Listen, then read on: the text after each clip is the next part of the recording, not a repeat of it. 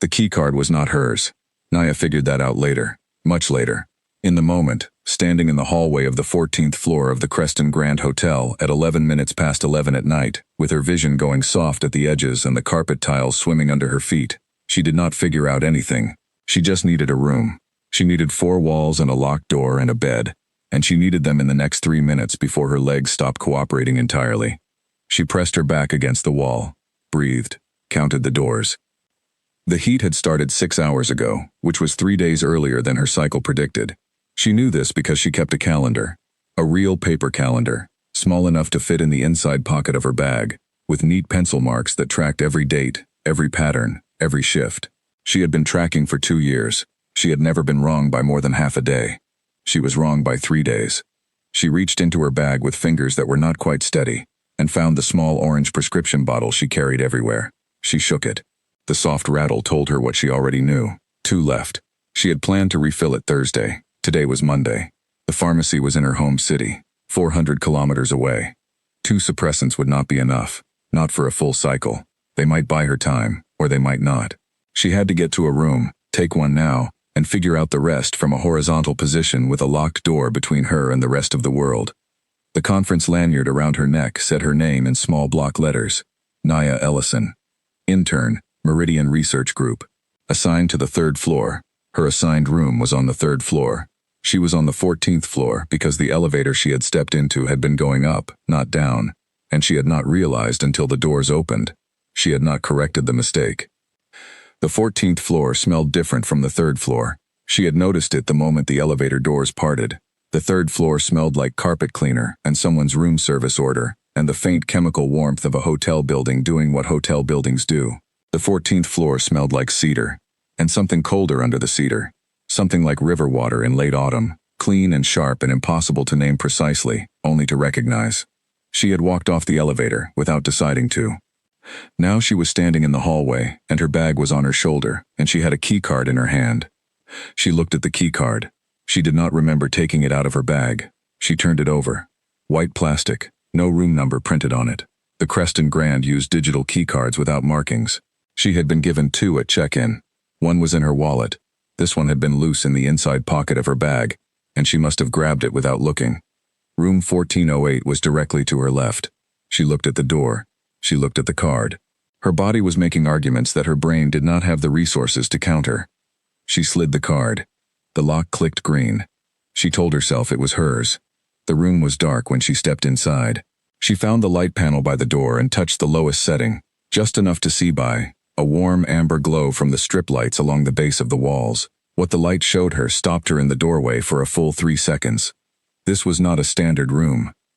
There was a sitting area with a long sofa and a low table and bookshelves built into the wall, and actual books on them, not the decorative kind that hotels put in lobbies. There was a kitchen counter with a proper coffee machine, the kind with a grinder built in, and a bowl of real fruit. There was a desk along the window that ran the full length of the room, floor-to-ceiling glass looking out over the city lights, and on the desk, a leather notebook and a pen and a glass of water that someone had poured and not yet drunk. The bed was through an archway. She could see the corner of it, white, large. The sheets were turned down on one side, the way housekeeping does when a room is occupied. Occupied. The word arrived in her mind and sat there while she stood in the doorway holding her bag, and trying to do mathematics with a brain that had decided mathematics was no longer its primary concern. Occupied meant someone was staying here, someone who was not her, someone who had turned down these sheets and poured that water and had not yet come back to drink it. She should leave. The cedar smell was stronger in here. It wrapped around her like something physical, and her knees, which had been thinking about giving up for the last 6 minutes, decided this was a reasonable place to stop threatening and start delivering. She caught the wall. She didn't fall, but it was close. She thought about the elevator. She thought about the 3rd floor. She thought about the keycard in her wallet, the right keycard, the one that opened room 312 with its single bed, and the carpet that had a faint stain near the window that she had photographed on arrival out of habit. She thought about all of that while her body walked through the archway and sat down on the edge of the bed that did not belong to her. The sheets were cool. That was the first thing she registered. Cool and clean and smelling of the same cedar and river water that had drawn her off the elevator without asking her permission. She put her bag down on the floor. She took the orange prescription bottle out of it. She shook one tablet into her palm. There was a glass of water on the bedside table. Not the glass from the desk, another one. Fresh, covered with a small disc the way room service does. She lifted the disc. She drank from the glass. She swallowed the tablet. She lay back. The ceiling was white and distant and very still. She stared at it. She made a list of the things she needed to do. Get up, leave, take the elevator down 11 floors, find room 312, sleep in the correct bed. She made the list twice. She did not do any of the things on it. The heat moved through her in waves. Not overwhelming. The suppressant was beginning to work. She could feel it at the edges. But present, undeniable, the way a tide is present even when it is not crashing. It pulled at her concentration and made the ceiling interesting in ways ceilings are not normally interesting. It made the bed feel like the safest place she had ever been in 2 years of never quite feeling safe. That was the part she would not tell anyone, later. Not the wrong room, not the key card, that part. The part where she lay in a stranger's bed in a stranger's hotel suite and felt, for the first time in 2 years, like the door between her and the rest of the world was actually closed. That part she would keep. She had left her old pack on a Tuesday. She remembered the day because it had rained, a steady, colorless rain that turned the paths into mud and made the trees along the compound fence drip in long silver lines. She had packed one bag. She had told no one except the person who needed to know she was going. The gatekeeper, who had looked at her with an expression she had learned to read as pity wrapped in relief that it wasn't him. She had walked out through the gate. She had not looked back, not because she was strong, but because there was nothing back there worth the weight of turning around. She had been 21. She was 23 now. The 2 years between those numbers contained more practical knowledge about self-management than most people accumulated in a lifetime. She knew exactly how to handle a heat alone. She had done it 4 times. She had a system. The system involved her own apartment, a week of prepared meals in the refrigerator, blackout curtains, and her phone set to do not disturb except for one contact, her colleague Petra, who knew the situation and asked no questions, only sent a text on day 2 to confirm Naya was alive, and another on day 4. The system did not include hotel rooms that belonged to other people. The system did not include the smell of cedar and cold water making her feel, against all logic, like she was somewhere she was supposed to be. She turned her head to look at the bedside table, the glass she had drunk from. A book, face down, spine slightly bent. Someone had set it down in a hurry and forgotten to use the bookmark. A phone charger coiled loosely, the cable European standard. A small card, the kind hotels leave when they turn down the room, with a handwritten note from housekeeping. Everything in this room belonged to someone who had turned down the page in that book and poured that water and would, at some point, come back. Naya looked at the card. She looked at the door, visible through the archway, closed, the small red light on the lock glowing faint in the dimness. She turned back to the ceiling. She told herself she would get up in 5 minutes. The suppressant worked slowly and then all at once, the way they always did. First a narrowing of the edges, then a gradual cooling, like someone turning a dial from urgent to manageable. Manageable was enough. Manageable was what she needed. She sat up. She pushed her hair back from her face. She reached for her bag. And then she stopped, because the smell shifted. Not disappeared. Deepened. Like the source of it had moved closer, or like a door somewhere had opened and let more of it in. And the cedar and river water went from background to foreground in a single breath, and her whole nervous system went very, very still. She heard the card reader outside beep. One beep. Soft. The sound of a keycard working. She had approximately 2 seconds before the door opened.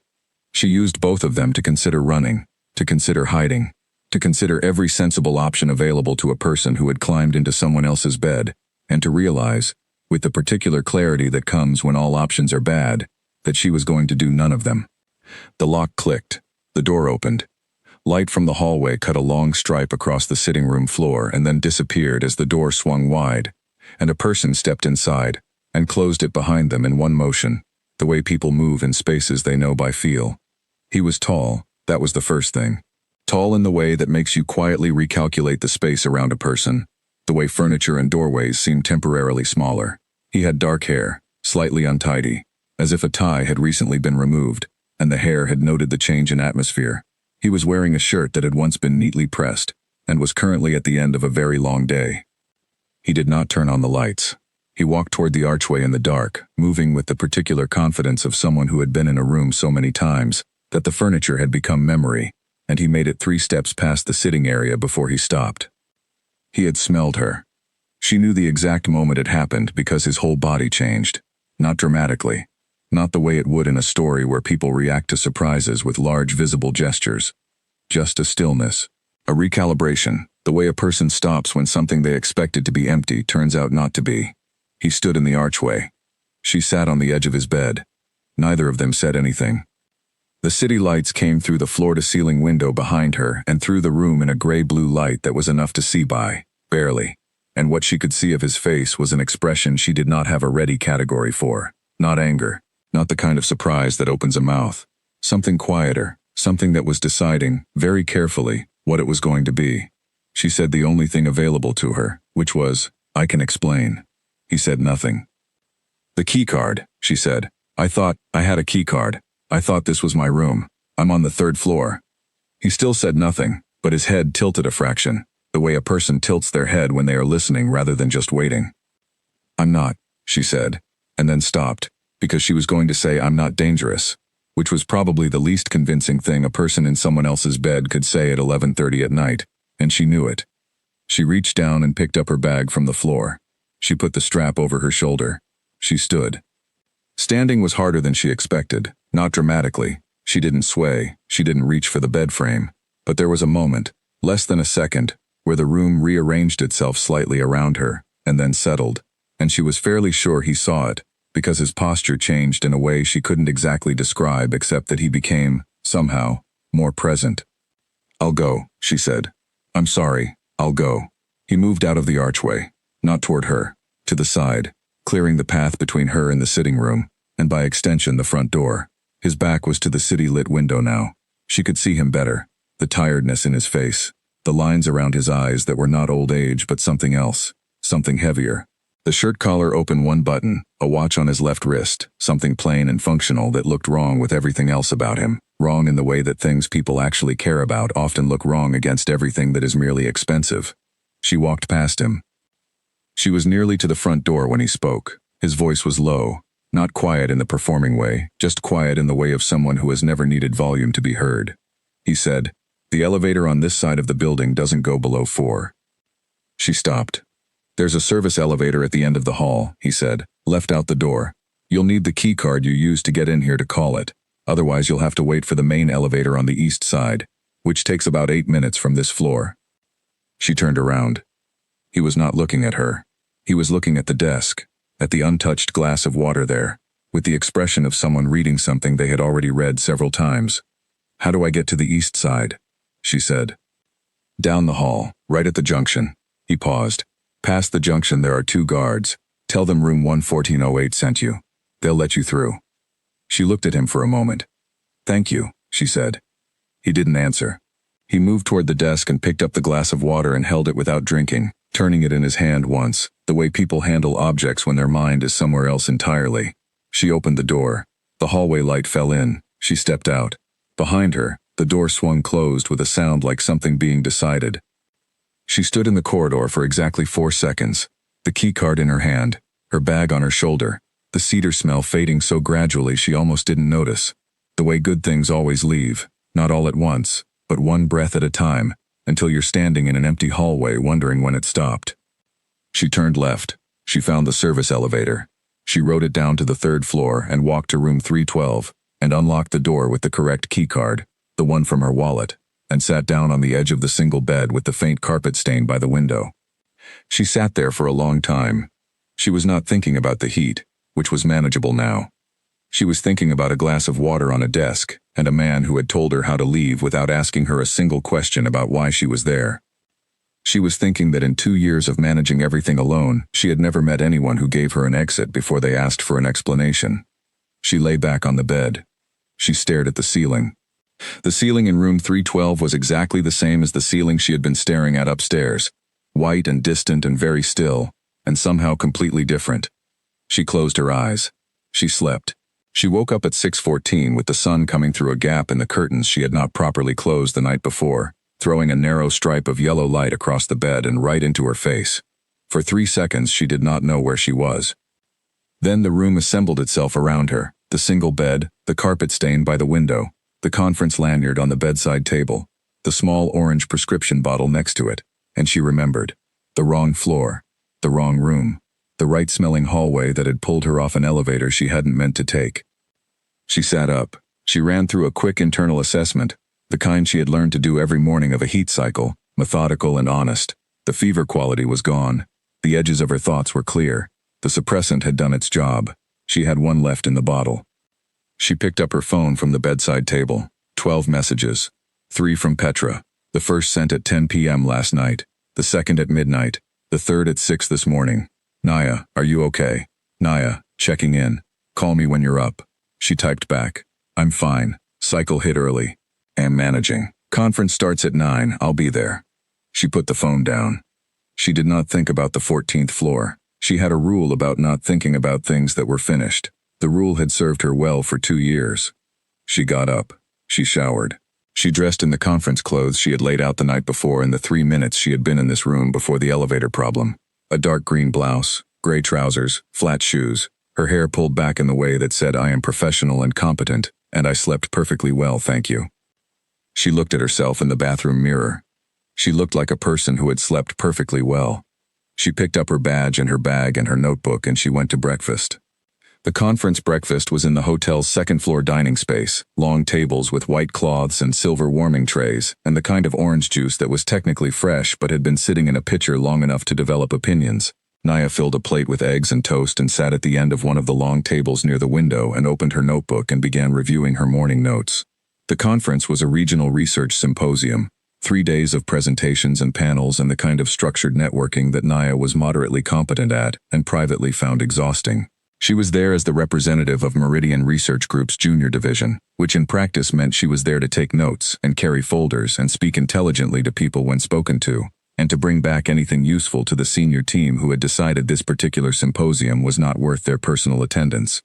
She was good at the job. She was good at most jobs that required her to observe quietly and process information, and perform a version of herself that was neat and organized, and not currently on the second day of an early heat cycle. Is this seat taken? She looked up. The woman who had asked was about her age, with dark copper hair cut close on one side, and a badge that said Clara Finch, Westmore Institute. She was carrying a plate stacked with considerably more pastries than the occasion strictly called for, and had the cheerful expression of someone who had decided this conference was going to be fun whether it wanted to be or not. It's not, Naya said. Clara sat down, arranged her plate, poured herself coffee from the carafe on the table and said, Which group are you with? Meridian Research, Junior Division. Oh, I know Meridian. You do the environmental impact modeling, yes? The river basin work? Among other things, you're at Westmore? Community ecology, specifically urban green corridors. Clara bit into a pastry. Boring to explain at breakfast. Fascinating to explain at dinner when people have had wine. You look like you slept badly. Naya blinked. I say that as a fellow person who also slept badly, Clara said, not unkindly. I had the room next to what I can only describe as a conference of very enthusiastic people who had no interest in the concept of 10 p.m. We are united in suffering. Naya smiled. It was her professional smile, the one that was real but controlled. Something like that. The coffee here is actually decent, Clara said, pushing the carafe toward her. That's more than I expected.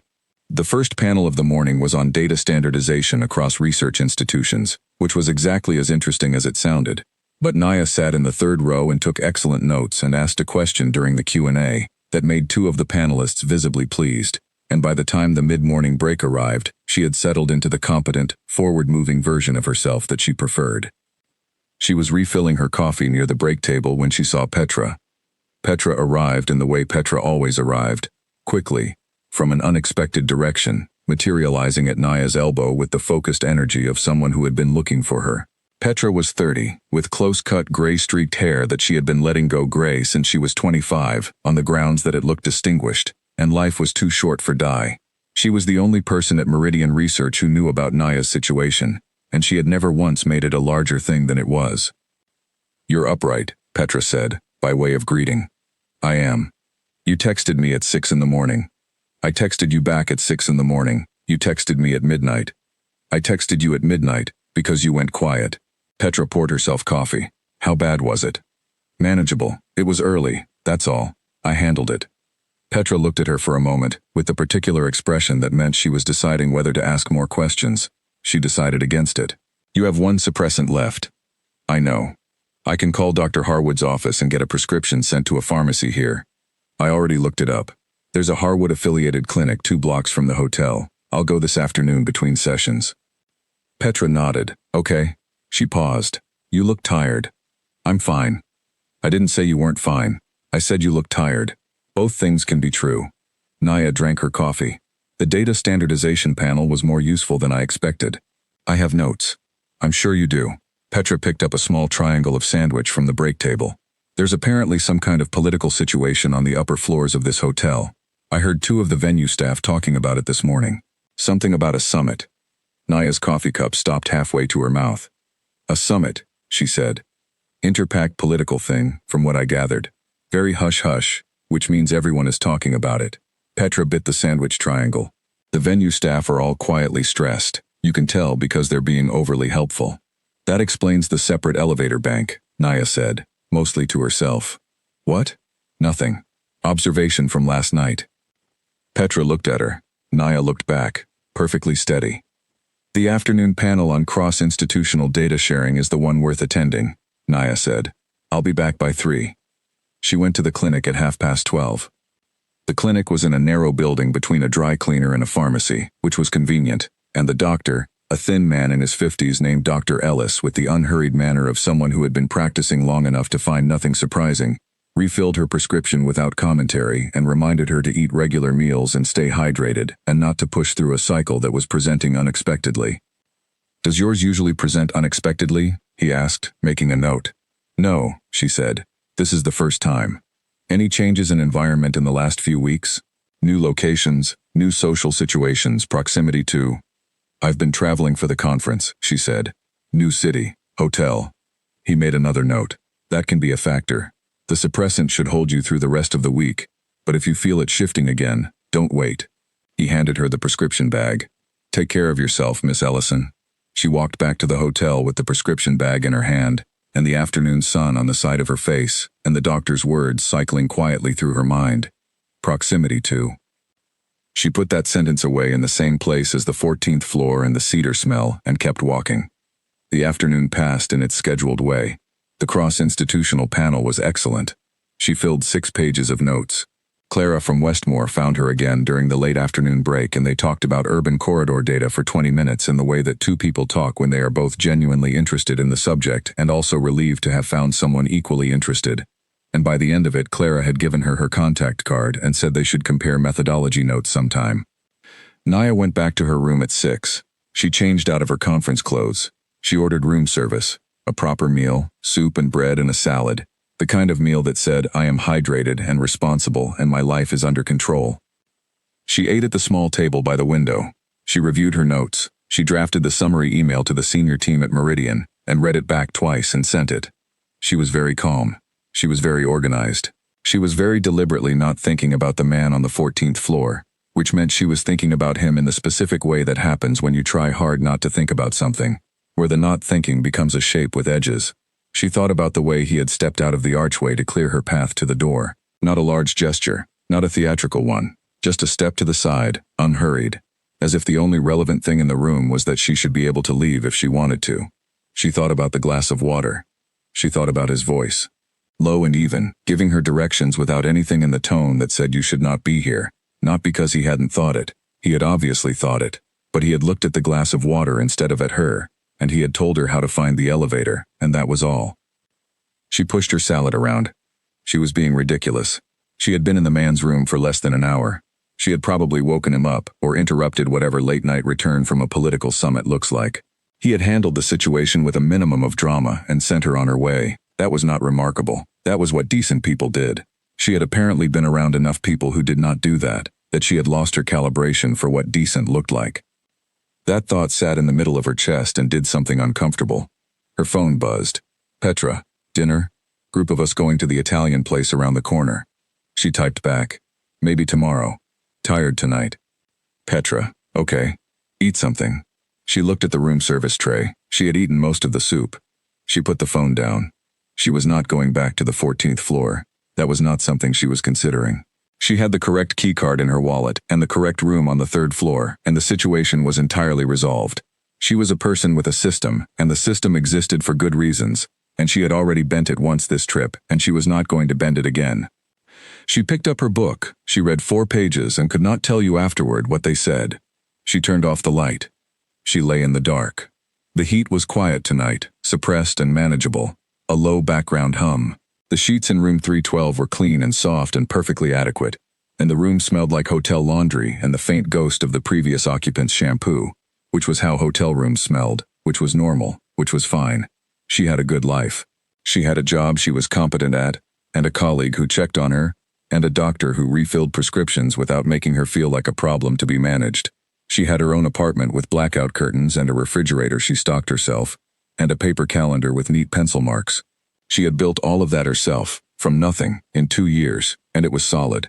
She had also, once, about 16 hours ago, lain in a bed that smelled like cedar and cold river water, and felt, without understanding why, like the locked door between her and the world was finally doing its job. She did not want to care about that. The trouble was that she did. She heard the elevator at the end of the hall open and close, someone's footsteps on the carpet, a door opening and shutting a few rooms down. The hotel settled into its nighttime sounds. She was on day 2 of a cycle that had arrived 3 days early and showed no signs of presenting any further complications, and tomorrow she had a full day of panels and networking and notes to take, and everything was under control. She turned onto her side. She closed her eyes. The last thing she thought about before she slept was not the cedar smell. It was the book on the 14th floor. Face down, spine bent, set aside in the middle of a page as if the reader had meant to come back but hadn't. She had not seen what it was. She had not been in a state to read titles. She wondered what someone like that read. She fell asleep wondering. She did not dream, or if she did, the dreams were quiet and left no evidence. In the morning she woke at 6:14 again, the same thin stripe of sun through the same gap in the curtains, and she lay still for a moment in the early quiet before the day started, and thought, 2 more days. 2 more days and the conference would end and she would take the train home and sleep in her own bed with her blackout curtains and her refrigerator full of food she had chosen herself, and everything would return to the regular shape of her life. She sat up. She reached for the orange prescription bottle. She shook it, the soft rattle. 1 left. She got up. She started the day. 2 floors above her, in a room she had been trying not to think about since she left it, a man who had not yet told her his name sat at a desk in the early morning and turned his watch over in his hand, end over end, the way people handle things when their mind is somewhere they haven't decided to send it yet. He set the watch down. He picked up his phone. He put it back. He looked at the chair by the wall. Just a chair. The hotel's chair. Beige upholstered.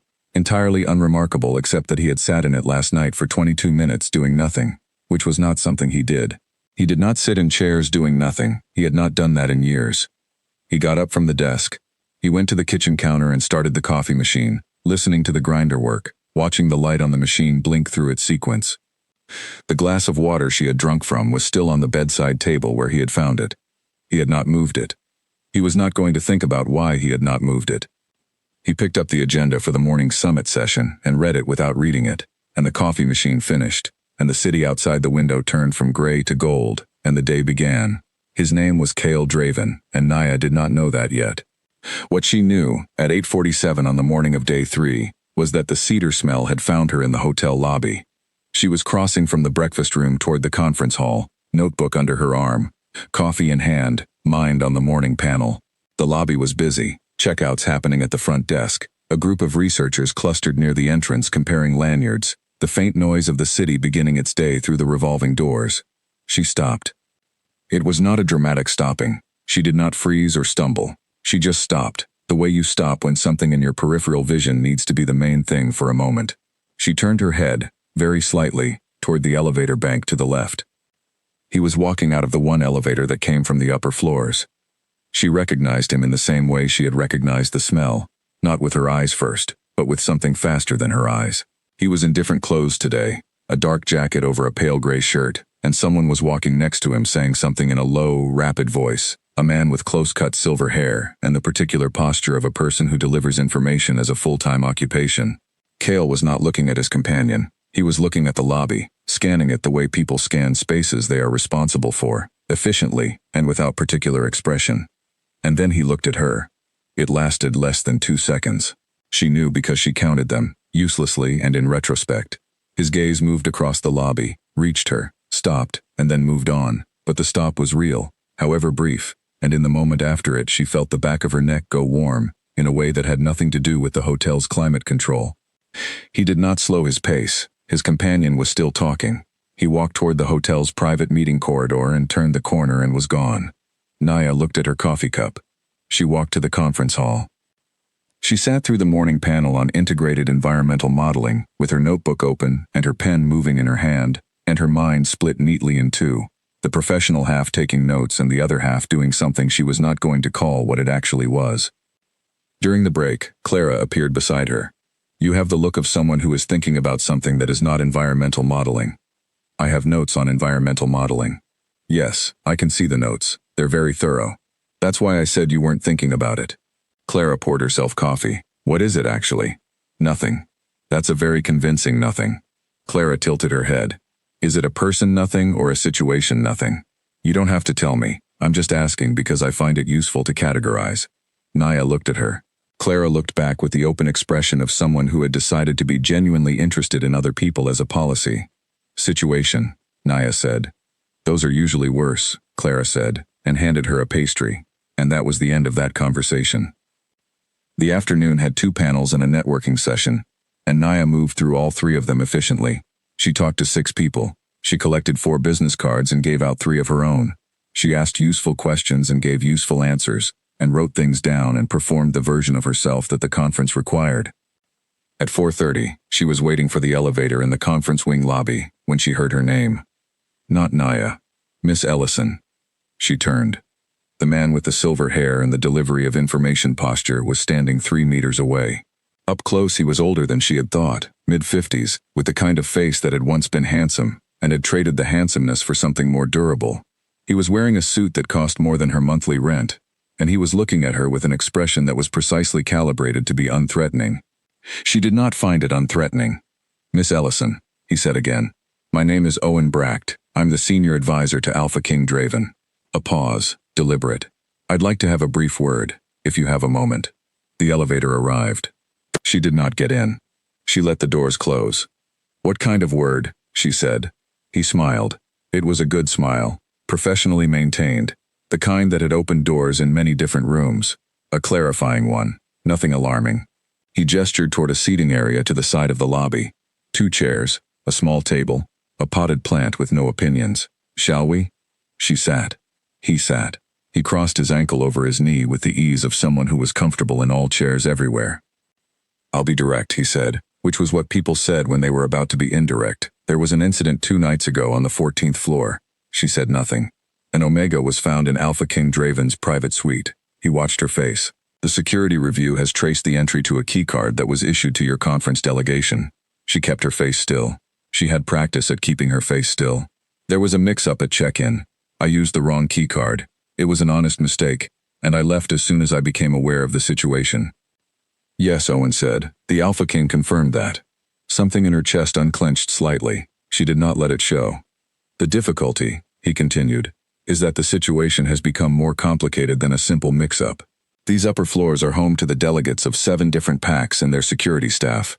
Information moves quickly in closed environments. Word has reached several of those delegations that an unmated Omega was in the Alpha King's private suite during the night of the 7th. Naya looked at him. "The word that has reached them," Owen said carefully, "is not the word mix-up." "What word is it?" He paused. "Chosen." The potted plant continued to have no opinions. The lobby moved around them with its ordinary afternoon business. People in conference lanyards, someone dragging a rolling suitcase toward the front desk, a child near the entrance making a case for something to a tired parent. "That's not what happened," Naya said. "I'm aware." "Then correct it." "It's not that simple." Owen uncrossed his ankle, set both feet flat. A small adjustment that changed the shape of the conversation. In PAC diplomatic settings, a denial of this kind of rumor carries its own implications. It suggests either that the Alpha was there against his will, which creates questions about security and therefore weakness, or that the Omega was unwanted, which creates a different set of questions entirely. She looked at him steadily. "You're describing a situation where I cannot be correctly corrected." "I'm describing a situation that requires careful management." And what does that mean for me specifically? He reached into the inside pocket of his jacket and produced a small white card, which he placed on the table between them. A number and a name. His name. It means that you have two choices. You can return to your conference and complete your attendance and leave the city at the end of the week, and we handle the management of this from our side, with your cooperation in maintaining silence. Or, he stopped. Or, she said. Or you meet with Alpha King Draven directly. A conversation. 15 minutes. To discuss the shape of what happened and how it is communicated. She looked at the card. She picked it up. She looked at it for a moment, then set it back down. I wasn't aware those were my only two options, she said. He looked at her. You've described two ways for me to cooperate with how this is managed, she said. You haven't offered me a third option, which is that I speak to whoever I choose, say whatever is accurate, and leave your management problem entirely in your hands, where it belongs. Owen Bracht was quiet for a moment, then he said, that option exists, yes. Good, she stood. I'll think about the other two as well, thank you for being direct. She walked to the elevator. She pressed the button. She pressed it again.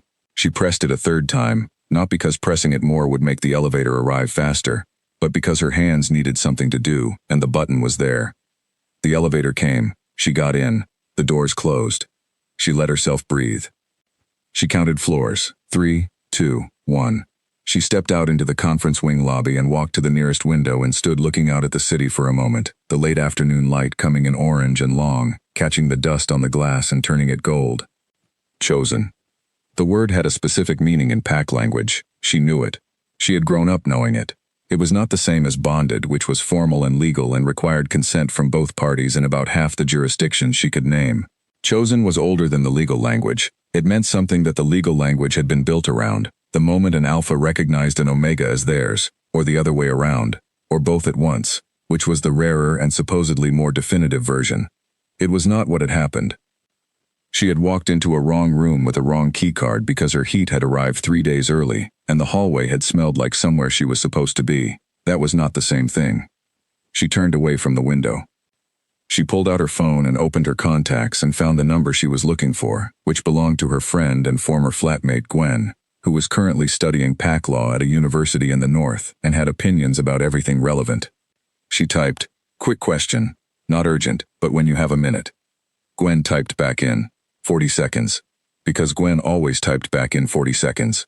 Define, not urgent. Naya looked at the window. She thought about the white card on the table in the lobby seating area. She thought about Owen Bracht's careful language. She thought about the word chosen, and all the rooms that word could open or close. She typed, "There was a situation. I need to understand what the actual legal parameters are, before I decide how to handle it." 3 dots appeared. Disappeared. Appeared again. Gwen. Naya. What did you do? She almost smiled. She typed, "I didn't do anything. Something did me, sort of. It's complicated." Gwen. "Call me tonight." She typed, "I will." She put the phone away. She stood in the conference wing lobby with the evening building outside the window and the white card still sitting on the table in the lobby seating area 20 meters away, and she thought, very specifically and deliberately, about what Gwen was going to say.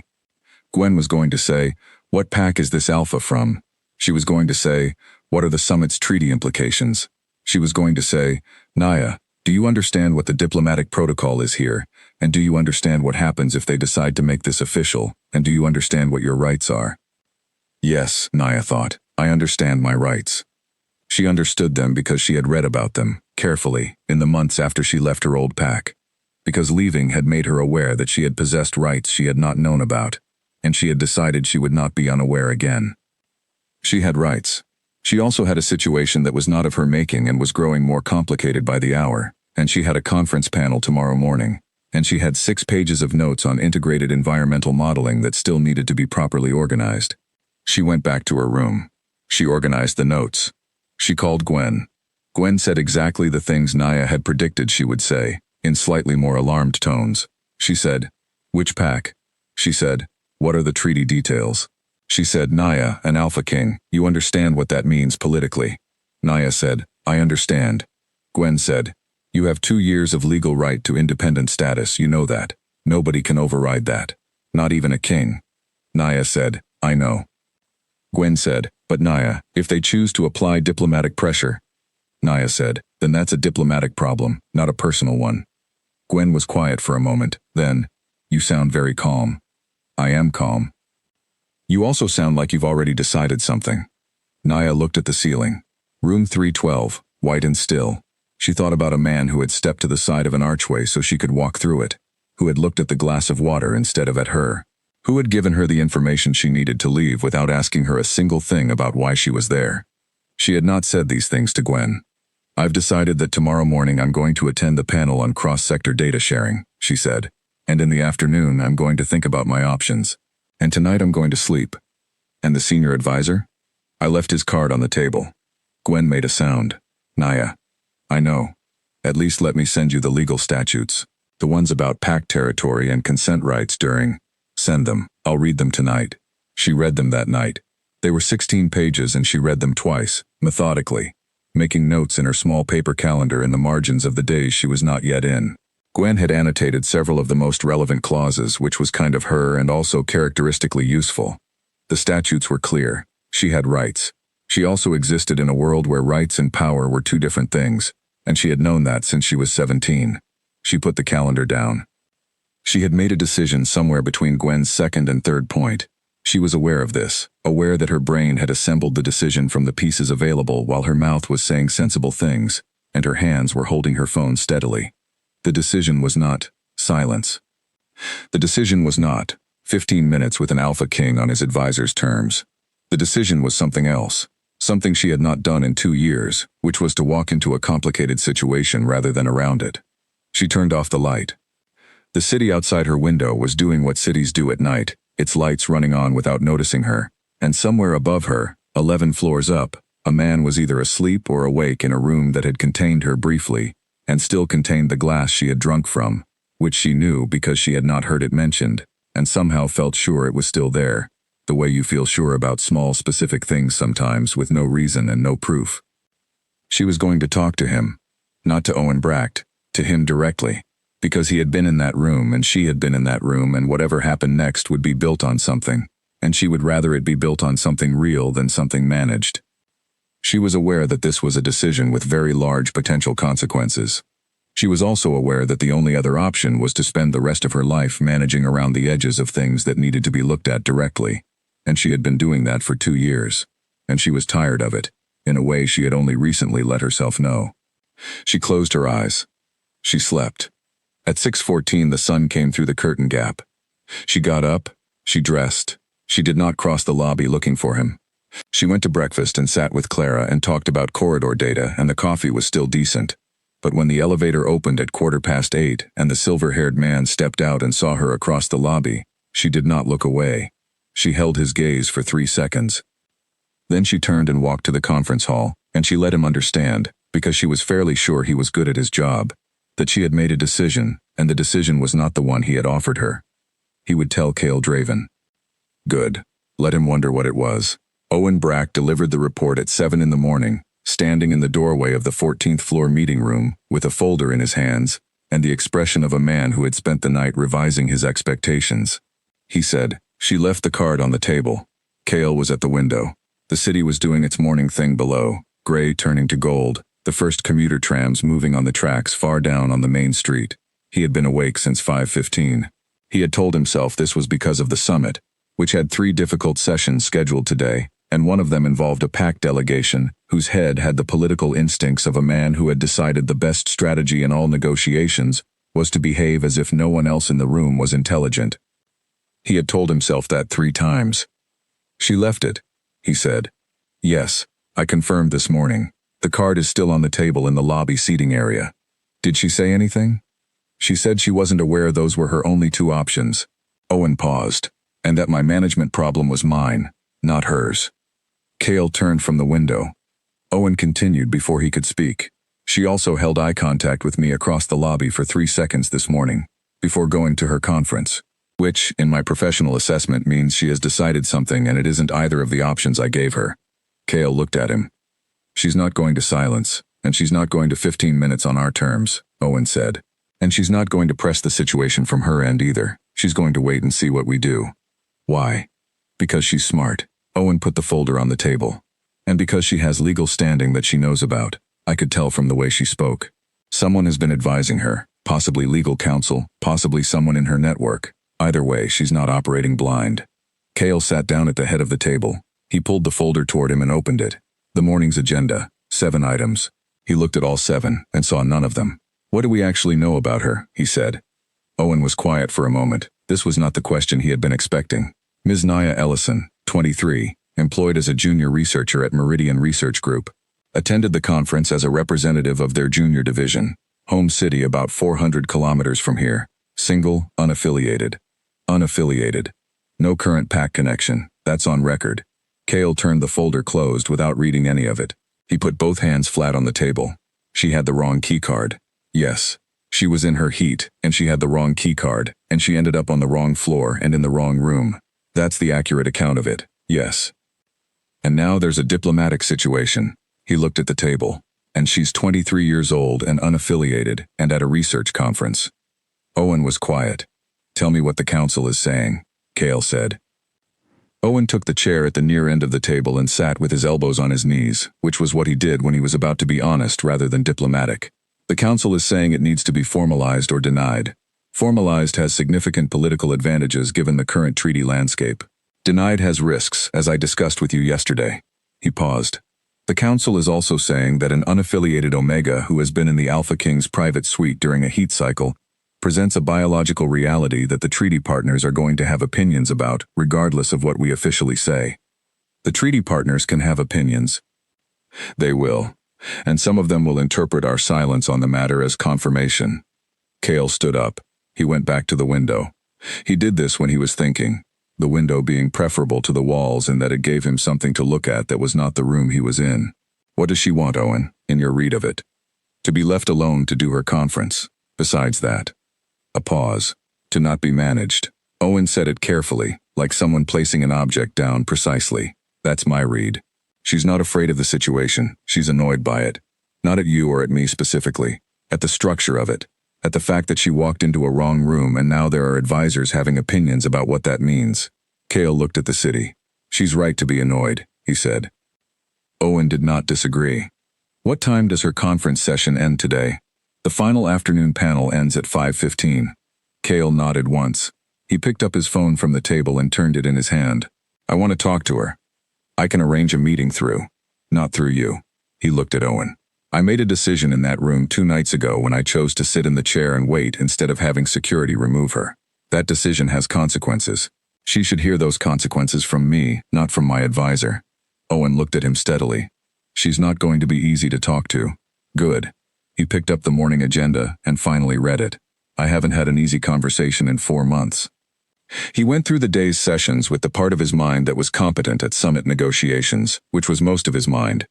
The part that had been trained and tested and sharpened through 14 years of PAC leadership, beginning when he was 17, and his father had made the decision to hand him a responsibility that should have waited another 5 years. He negotiated. He listened. He spoke when speaking was needed, and was quiet when quiet was the more powerful choice.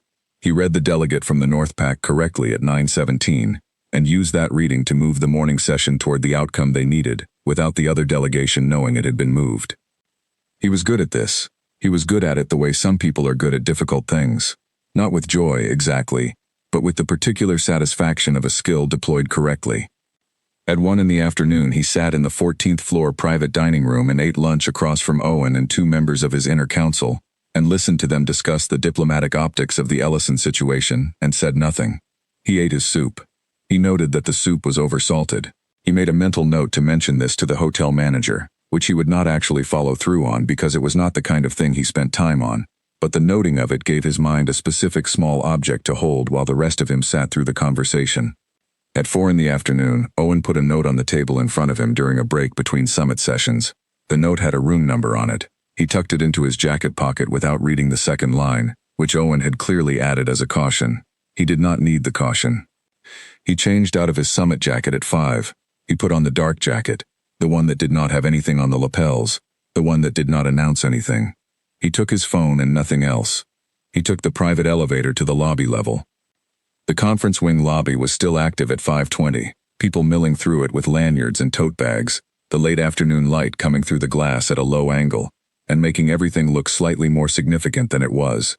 He scanned it without appearing to scan it, the habit of years, and found her in approximately 6 seconds. She was standing by the window across the lobby, the one that looked out at the side street, and she was on the phone. Her back was half turned to the room.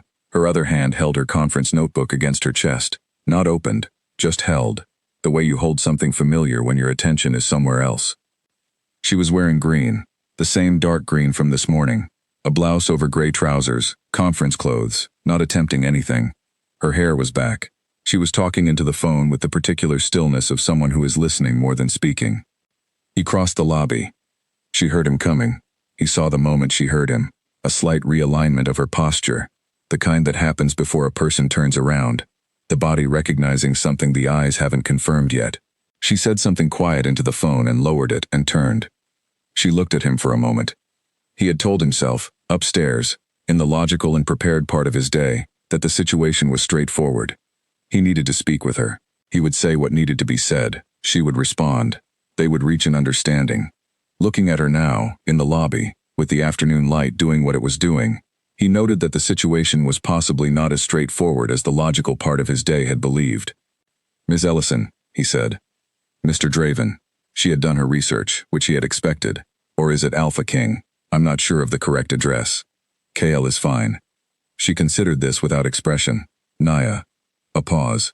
They looked at each other across the 3 feet between them, and in that 3 feet was everything that had happened in the room 2 nights ago, and everything that Owen had said in the morning, and the word chosen, and the white card left on the table, and all the rest of it.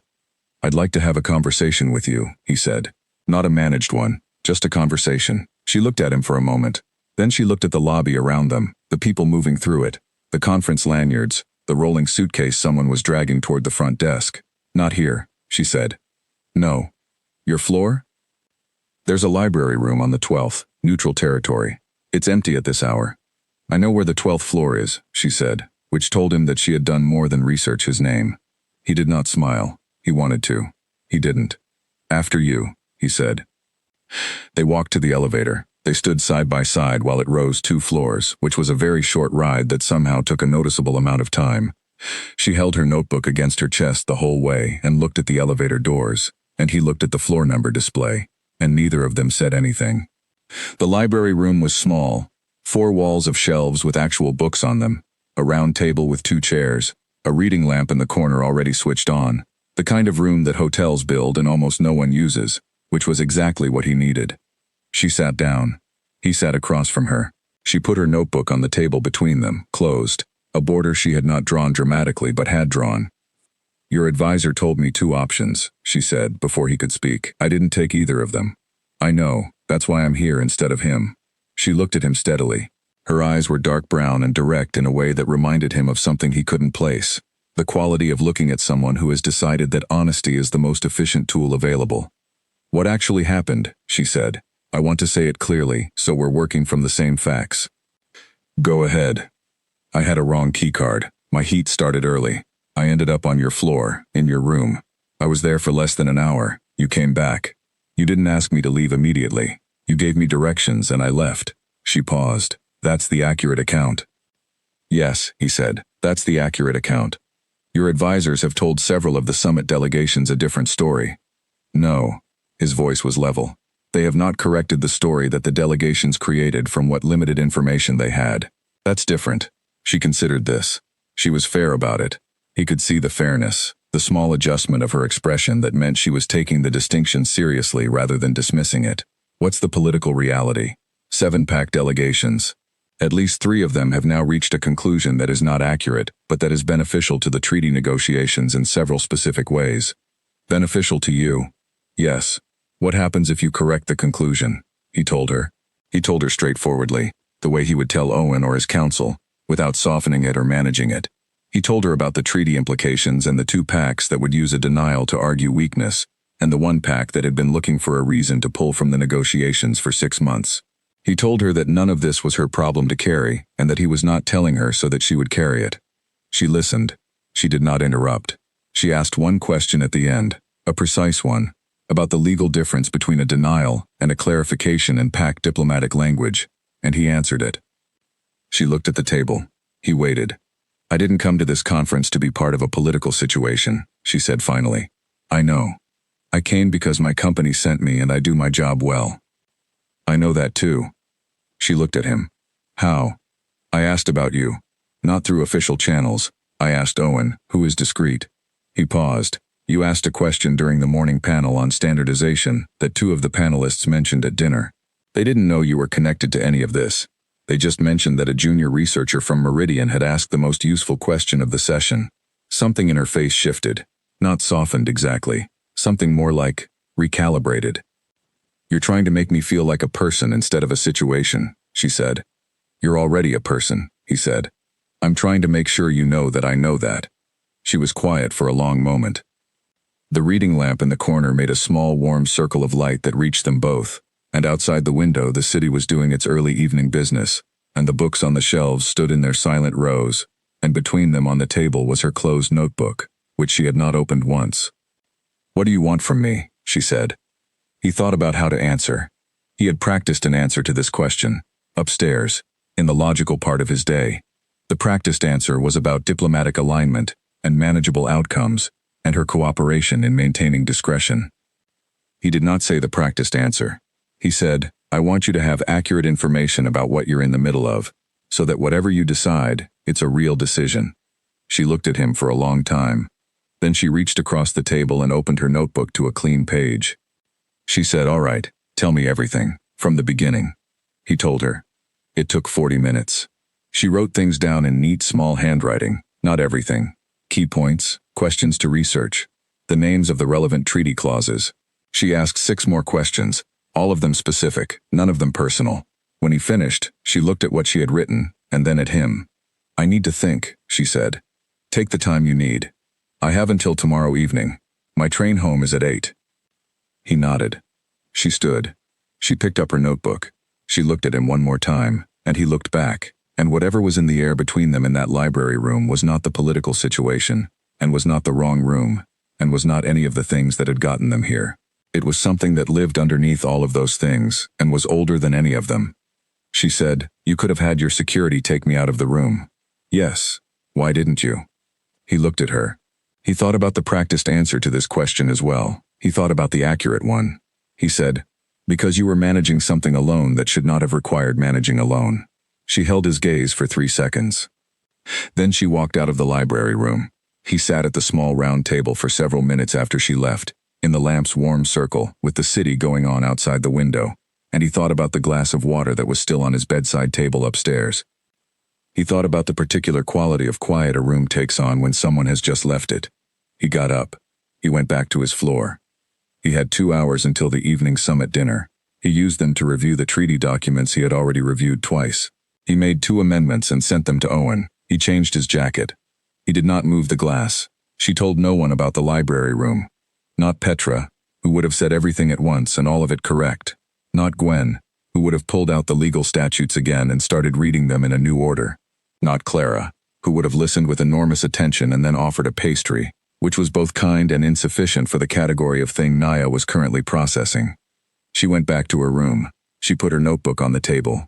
She made herself tea in the small hotel kettle, waited for it to steep, and then sat in the chair by the window and drank it, and looked at the city and thought. The facts were as follows.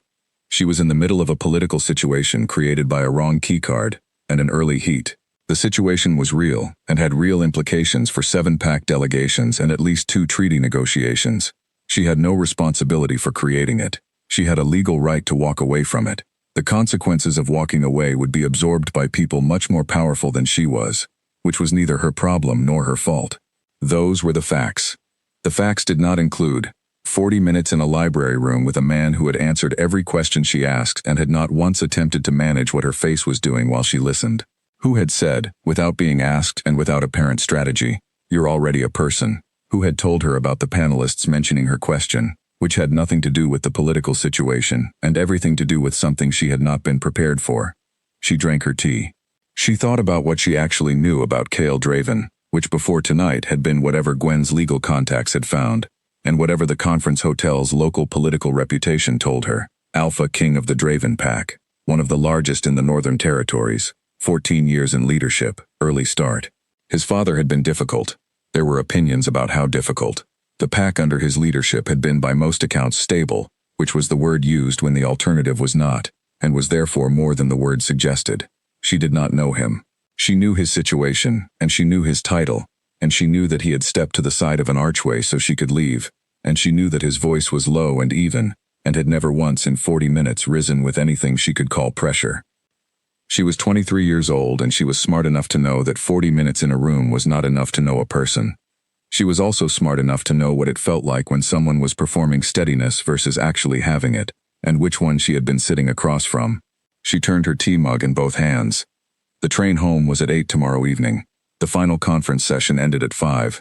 She had an afternoon, in theory, in which decisions could be made. She put the mug down.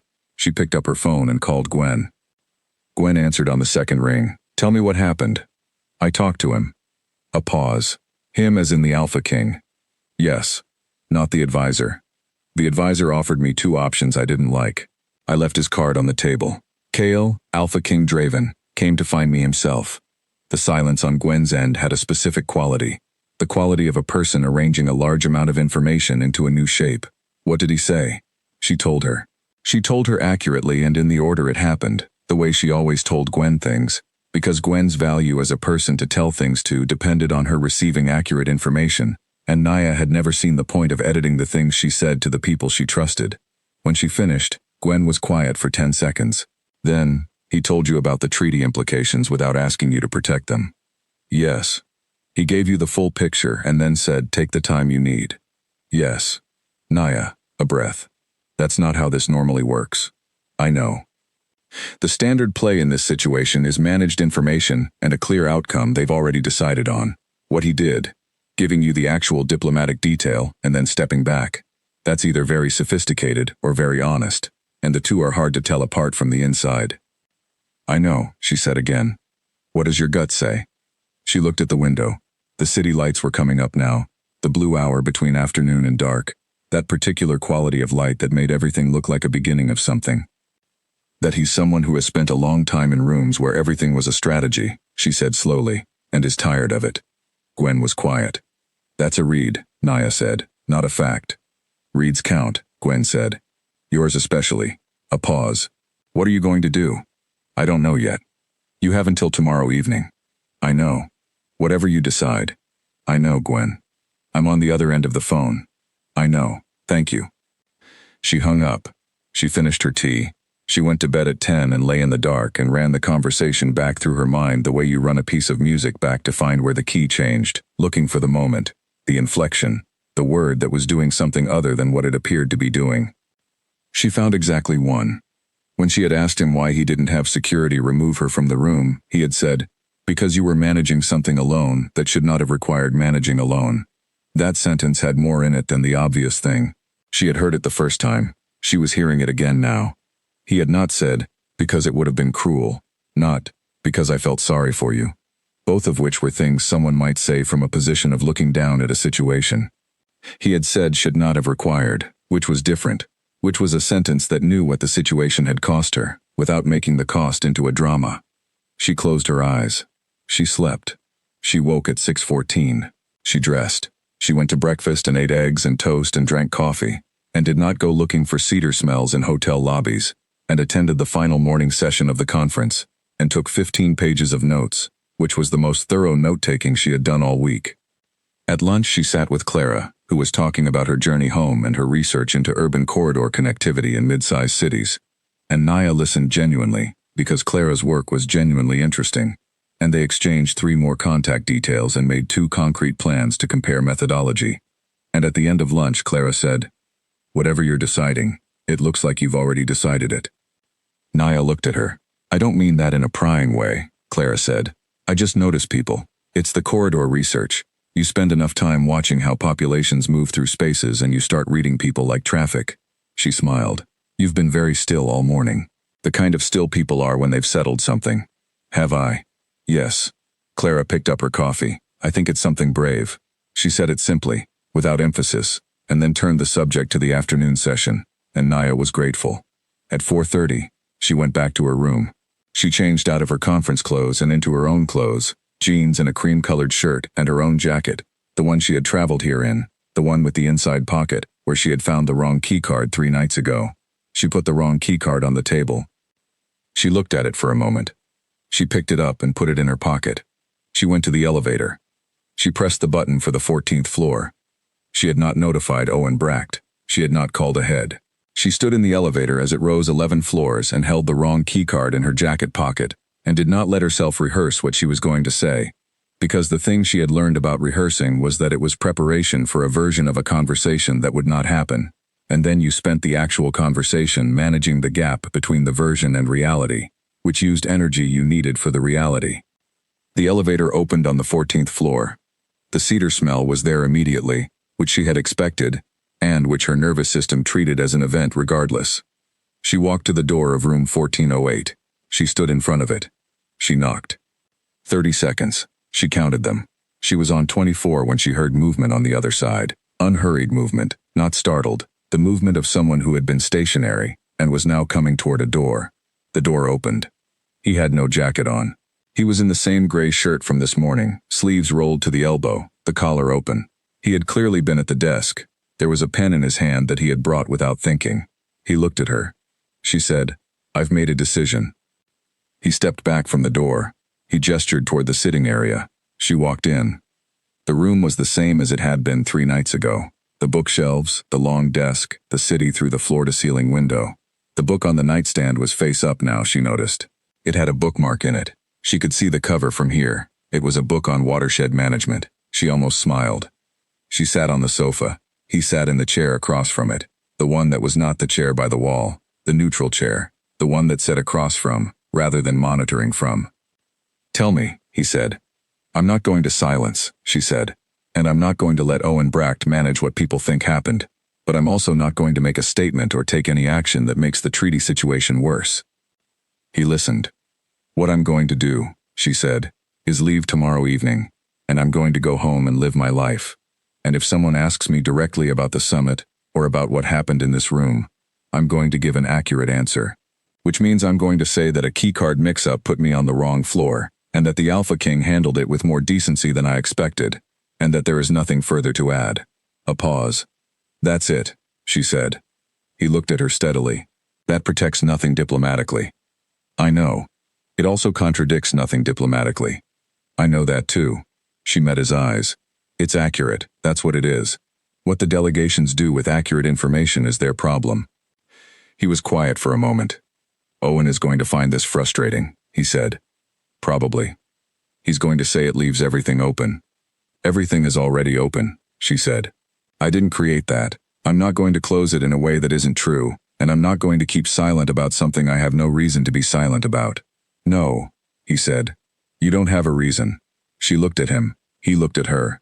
The city outside the window was beginning to shade toward evening again, that same blue-hour light. "I need to ask you something," she said. "All right?" 2 nights ago, when I was on the bed and you came in, and you chose to sit in the chair instead of—" She stopped, selected the words carefully. "Why did you stay in the room? You could have gone to a different room. The hotel has other suites." He was quiet for a long moment. "Because I didn't want you to wake up and not know if you were safe," he said. She heard it. She sat with it. She let it be what it was without immediately doing something useful with it. "That's not a political answer," she said. "No," he said. "It isn't." She reached into her jacket pocket. She took out the white key card. She held it for a moment. Then she set it on the table between them. The same table with the same small lamp. The library room's twin. The geometry of them the same but everything else different. "I found this in my pocket today," she said. "I kept it. I didn't know why. I think I know now." He looked at the card. "I kept it because it's the beginning of something," she said. "And I don't know what the something is, and I'm going to go home tomorrow and think about that, and I think you should also think about it. And then if there's something to say, someone should say it." She stood. He stood. They stood across the table from each other in the late light, and the key card was between them, and neither of them picked it up. "I'll walk you to the elevator," he said. "I know where the elevator is." "I know you do." A pause. Then, "Okay," she said. He walked her to the elevator. They stood in the hallway while it came, and it came in the 8 minutes it took on this side of the building, and she looked at the hallway while they waited, and he looked at the floor number display above the doors the way he had in the elevator on the way up. The doors opened. She stepped in. She turned. He was standing in the hallway with his hands in his pockets and the pen still in one of them, forgotten, and he was looking at her with an expression she did not have a category for. The same one from the first night, the one that was deciding very carefully what it was going to be. "I'll think about it," he said. The doors closed. She faced her reflection in the elevator door. She was not smiling. She was doing something that was not a smile but lived in the same neighborhood. The specific expression of someone who has just done something they were afraid of and found that the fear was exactly the right size for the thing. She went to her floor. She packed her bag. She put her paper calendar on top. Tomorrow evening, 8 o'clock. The keycard was on the table in the room above her. She had left it there on purpose. Some things needed to stay in the room they began in. The summit ended on a Thursday. The formal closing was held in the hotel's main conference hall, a room Cale had spent considerable mental energy in over the past 4 days that he would not be sorry to stop looking at. Handshakes. Photographs, the kind that are taken for records rather than newspapers. Owen handing him a pen to sign the framework agreement, which he signed in the precise location indicated without the ceremony that some of the other delegates brought to the moment. The framework was not everything it needed to be. It was what 7 different rooms full of people with 7 different interests could agree to after 4 days of negotiation, which made it real in a way that ideal agreements were not. He had learned early that the agreements that lasted were not the elegant ones. They were the ones that everyone had found slightly unsatisfying, which meant no single party had taken enough that the others were unwilling to hold. He shook hands with the delegate from the North Pack, the one who had been looking for a reason to pull from the negotiations for 6 months. The man had not found his reason. The handshake was correct and entirely without warmth, which was also a form of success. Owen appeared at his elbow at 12:30. "It's done. It's a beginning," Cale said. "It's more than we had Monday morning. That's a low bar." "It's the bar we were given." Owen looked at him. "The situation with Miss Ellison. What about it?" The 3 delegations that had drawn conclusions have, in the absence of anything contradicting them, apparently decided their conclusions are confirmed. He paused. "One of them sent a note this morning. Congratulations, on your behalf." Cale looked at him. "I returned the note with a thank you," Owen said, with the expression of a man who had made a decision he intended to defend. It seemed simpler. "Owen. The treaty is fragile.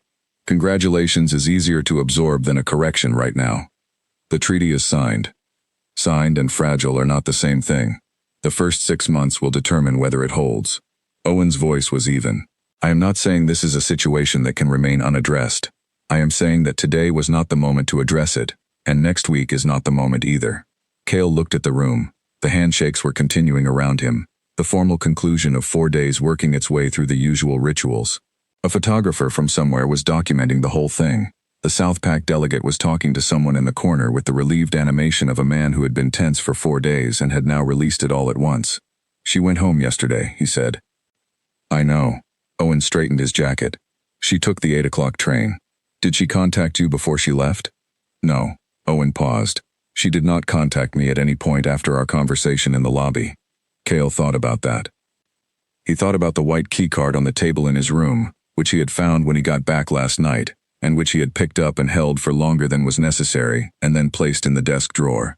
Not thrown away, not sent after her. In the drawer, which was a specific decision even if it didn't look like one. "What does your assessment say?" he asked. "About Ms. Ellison specifically? About the whole situation?" Owen was quiet for a moment. Outside this room, in the hotel's ordinary life, the regular conference, the research symposium, the one on the floors below, had also apparently concluded. He could hear, faintly, the increased lobby noise of 100 researchers checking out and collecting luggage and beginning the process of going home. "I think," Owen said carefully, "that you met someone who interests you in a context that makes the straightforward version of that fact very complicated." Cale said nothing. "I also think," Owen continued, "that the straightforward version exists regardless of the context. You're editorializing. You asked for my assessment of the political situation. I gave you both." Owen picked up his folder. "The political situation will stabilize over the next 4 to 6 weeks. The congratulations note can be managed. The framework agreement gives us 6 months of breathing room to work with." He turned toward the door. "What you choose to do with the non-political elements of the situation is not my department, and I intend to keep it that way." He left. Cale stood in the emptying conference hall and thought about someone packing a bag in a hotel room on the 3rd floor, which was a very specific and useless thing to think about. and then went back to the 14th floor, and sat at the desk and opened his laptop and began reviewing the post-summit correspondence that had accumulated. He worked for 3 hours. He was good at 3 hours of sustained desk work. He had been doing it since he was 17, when the transition of leadership had made it suddenly urgent to understand everything about a structure he had been standing adjacent to his entire life. His father had been a man who valued size in leadership, the large gesture, the visible authority, the kind of presence in a room that did not require anyone to look for it. Cale had watched this for 17 years. He had understood, by the time he was 14, that his father's size was mostly architecture, the structure of impressive things built to make the internal workings less visible. He had understood by the time he was 17 that the internal workings were where everything actually happened, and that he would need to be better at the invisible things than his father had been, because the visible things were exactly the right tool for a specific era that was ending. He had spent 14 years being better at the invisible things. He was sitting in the room that now contained the visible things, the outcome of 4 days of summit, the framework agreement, the congratulations note from a pack that had believed something that wasn't quite accurate, and thinking about a person who had chosen accuracy over silence. She had said, "If someone asks me directly, I'll give an accurate answer." He had thought, sitting across from her, that this was not the strategic choice. The strategic choice was one of the 2 options Owen had offered her. She had left both on the table. What she had done instead was make an accurate choice. He had not met many people who distinguished clearly between those 2 things. He opened a new document on his laptop. He looked at it. He closed it. He opened it again. He typed, "I've been thinking about what you said." He stared at that for a moment. Then he deleted it and closed the document. He was not going to send an email. He did not have her email address. He did not have her phone number. He had her name and her employer and the city she lived in. And he had a pen drive of summit documents he needed to review before Monday. And he had a pack he had been leading for 14 years that was not going to lead itself. He had also, somewhere around the 20-minute mark of a 40-minute conversation in a library room on the 12th floor, begun to understand that he had spent so long being good at the invisible, careful, structural work of leadership that he had quietly stopped knowing what he would choose if someone asked him what he actually wanted. She had asked him, indirectly. The question she had asked was about the chair. Why did you stay in the room? He had given her the true answer, which was also, he realized now, the complete answer without knowing it. Because you were managing something alone that should not have required managing alone. He had said that, and then watched her hear it. The way she heard it was the thing he kept returning to. Not gratitude, not softness, something more careful. She had tested the sentence for honesty the way a person tests ice for weight before crossing it, and having tested it, she had moved forward. He respected that more than he had expected to. He also knew that respect was a complicated foundation for anything more personal, because he respected many people and it had never before felt like this, like a door he had not known was in the wall had opened, and he was standing in front of it. He picked up his phone. He looked at it. He put it down. He picked up the pen drive and plugged it in and began reading summit documentation, because that was the work in front of him and he was a person who did the work in front of him. At 7 in the evening, Owen knocked on the open door of the sitting room. He had a cup of tea in each hand, which was Owen's version of an olive branch after a conversation he felt had ended imprecisely. "Pack council meeting next Tuesday," Owen said, setting one cup on the table. "They'll want a full brief on the summit outcomes." "I know. They'll also want a brief on the Ellison situation." Owen sat. "A minimal one, but a brief nonetheless." Cale accepted the tea. "What will you tell them?" "What I know, which is that an unaffiliated Omega was found on the floor through a keycard error, that you handled it without incident, that the diplomatic rumor has been useful in some territories and will require management over time, and that there is no formal status to report." "That's accurate." "It's accurate today." Owen held his tea carefully. "If something changes, it stops being accurate." Cale looked at him. "I'm not asking," Owen said. "I'm noting the mechanism." "Noted." Owen drank his tea. He looked at the desk, which had the pen drive in it and several open documents, and the lamp on, because the room was not quite dark enough to need the lamp, but Cale had turned it on anyway. "You're going back Wednesday?" "Tuesday night." "The pack will be glad to have you home. The pack will want to debrief the summit and argue about the framework agreement's northern trade provisions." "Yes," Owen said, "which is what glad looks like for your pack." Cale looked at the window. The city outside was fully dark now, a Thursday night in a city he had spent 4 days in and knew almost nothing about beyond the 14th floor, and a library room on the 12th. Do you have her contact information? He said. Owen was quiet for 2 seconds. No. Could you get it? Another pause. Careful. Through official channels, I could request it from her employer for summit follow-up purposes. That's technically within protocol. He paused again. Through unofficial channels, her email is on the Meridian Research Group website staff page. Cale looked at him. I'm not suggesting, Owen said, with the expression of someone carefully not suggesting. I'm telling you what exists. The unofficial channel. She's listed as junior researcher. The email format at Meridian is consistent. Cale looked at the desk. He looked at the open laptop. He looked at the pen drive with its summit documents. I'll note that as well, he said. Owen finished his tea. He stood. I'll get the debrief materials ready for Tuesday. Owen. He stopped in the doorway. Thank you, Cale said. Not for the tea specifically. For the 40-plus years of Owen Brack's professional life that had accumulated into a man who could hand out 2 options in a lobby and recognize when neither of them was going to work and come back and tell his alpha king that accurately. Owen nodded once. He left. Cale looked at the laptop. He opened a browser. He typed in Meridian Research Group. He found the staff page. He found her name. He found, as Owen had said, an email address. He looked at it for a long time. Then he opened a new email. He typed her address. He put his hands flat on the desk. He thought about a 40-minute conversation in a room with borrowed books and a key card on a table, and the specific expression of someone who had done something they were afraid of and found that the fear was exactly the right size. He thought about a closed notebook used as a border. He started typing. He wrote 6 sentences. He deleted 4 of them. He kept the remaining 2. He read them. He read them again. He clicked send before his instinct for management could catch up with his instinct for honesty. Then he sat in the lamplight with his tea going cold and the summit documents open on the screen, and waited to see what the world was going to do with that. The email arrived at 11:43 on a Thursday night. Naya was not asleep. She was in her own kitchen, which was small and had one window that looked into an alley, and a coffee maker that had strong opinions about the minimum required time to produce results. She was making tea because the coffee maker was being disagreeable, and she had her phone on the counter because Gwen had said she would call when she landed from the conference she had traveled to, and Naya was waiting. The notification appeared. She did not recognize the sender address immediately. It was a long address, the kind that institutional email systems produce when they standardize all their formats. She almost dismissed it. She read the domain. She picked up the phone. She opened the email. It had 2 sentences. The first said, I found the keycard you left on the table. I thought you should know it's safe. The second said, I hope the train home was the kind where the seats face forward and the window works. She stood in her kitchen with the phone in her hand and read both sentences 4 times. Then she put the phone face down on the counter, picked up her tea, and stood very still for a moment. The keycard. She had left it on the table.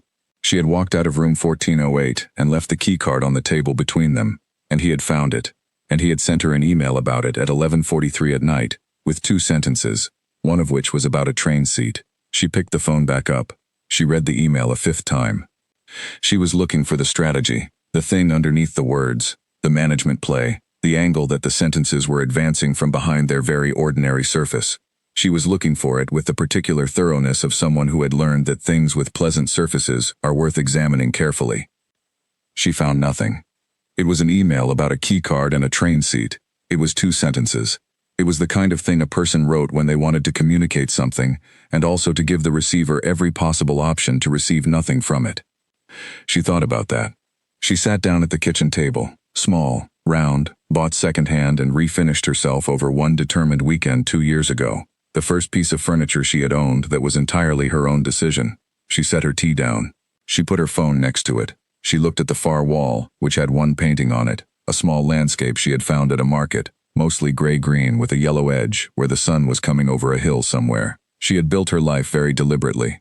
Every part of it was a choice, down to the painting and the table and the blackout curtains in the bedroom and the paper calendar. She had chosen every piece of it because the alternative was having things happen to her, and she had had enough of things happening to her to know that the active version was better even when it was harder. What had happened at the hotel was not a choice. The wrong keycard was not a choice. The early heat was not a choice. Cale Draven writing an email about a keycard and a train seat at 11:43 on a Thursday night was not something she had caused or sought. But the question of what she did with it, That was a choice. That was entirely hers. She picked up the phone. She typed. The seat faced forward and the window opened exactly the right amount. Thank you for the email. She pressed send. She thought for a moment. Then she typed a second one. Also, the keycard belongs to the hotel. You should probably return it. She pressed send on that one too. She went to bed. In the morning, she had a meeting at Meridian at 9. She went. She gave her conference debrief to the senior team. 45 minutes, clear, organized, with her 15 pages of notes structured into a summary document she had written on the train home the previous evening. The senior team was pleased. The team lead said she had done excellent work, which was what the team lead said when she was satisfied, and satisfaction from the team lead was not freely given. At 11, Naya went back to her desk and found an email from Gwen with 3 attached documents and a voice message that said, "Read the third one first, it's the most relevant. Call me after." She read the third one. It was a legal analysis of PAC diplomatic protocol as it related to unaffiliated individuals, written by someone at Gwen's university, with the particular style of a person who found legal edge cases genuinely exciting.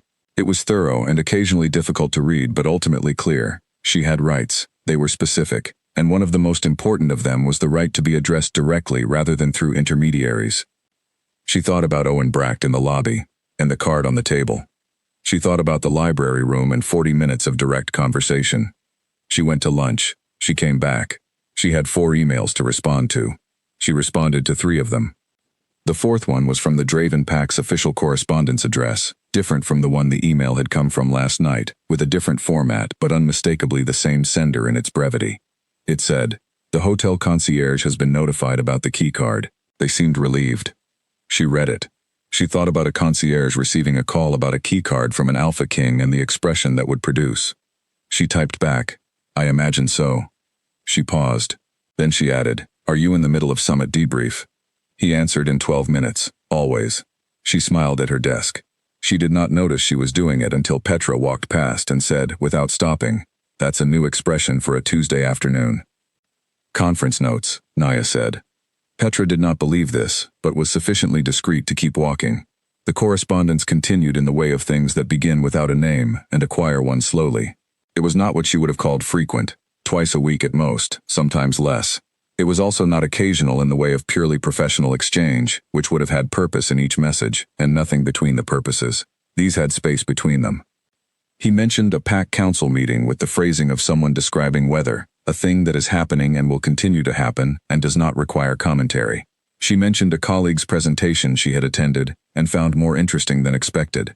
He said, once, that the watershed management book she had seen on his nightstand had gotten significantly worse in the final third, which he found personally offensive. She told him that was what happened when you put the bookmark back in. He said he had started using the bookmark. She said he was welcome. She did not call this what it was for several weeks, during which time she was nevertheless aware of what it was.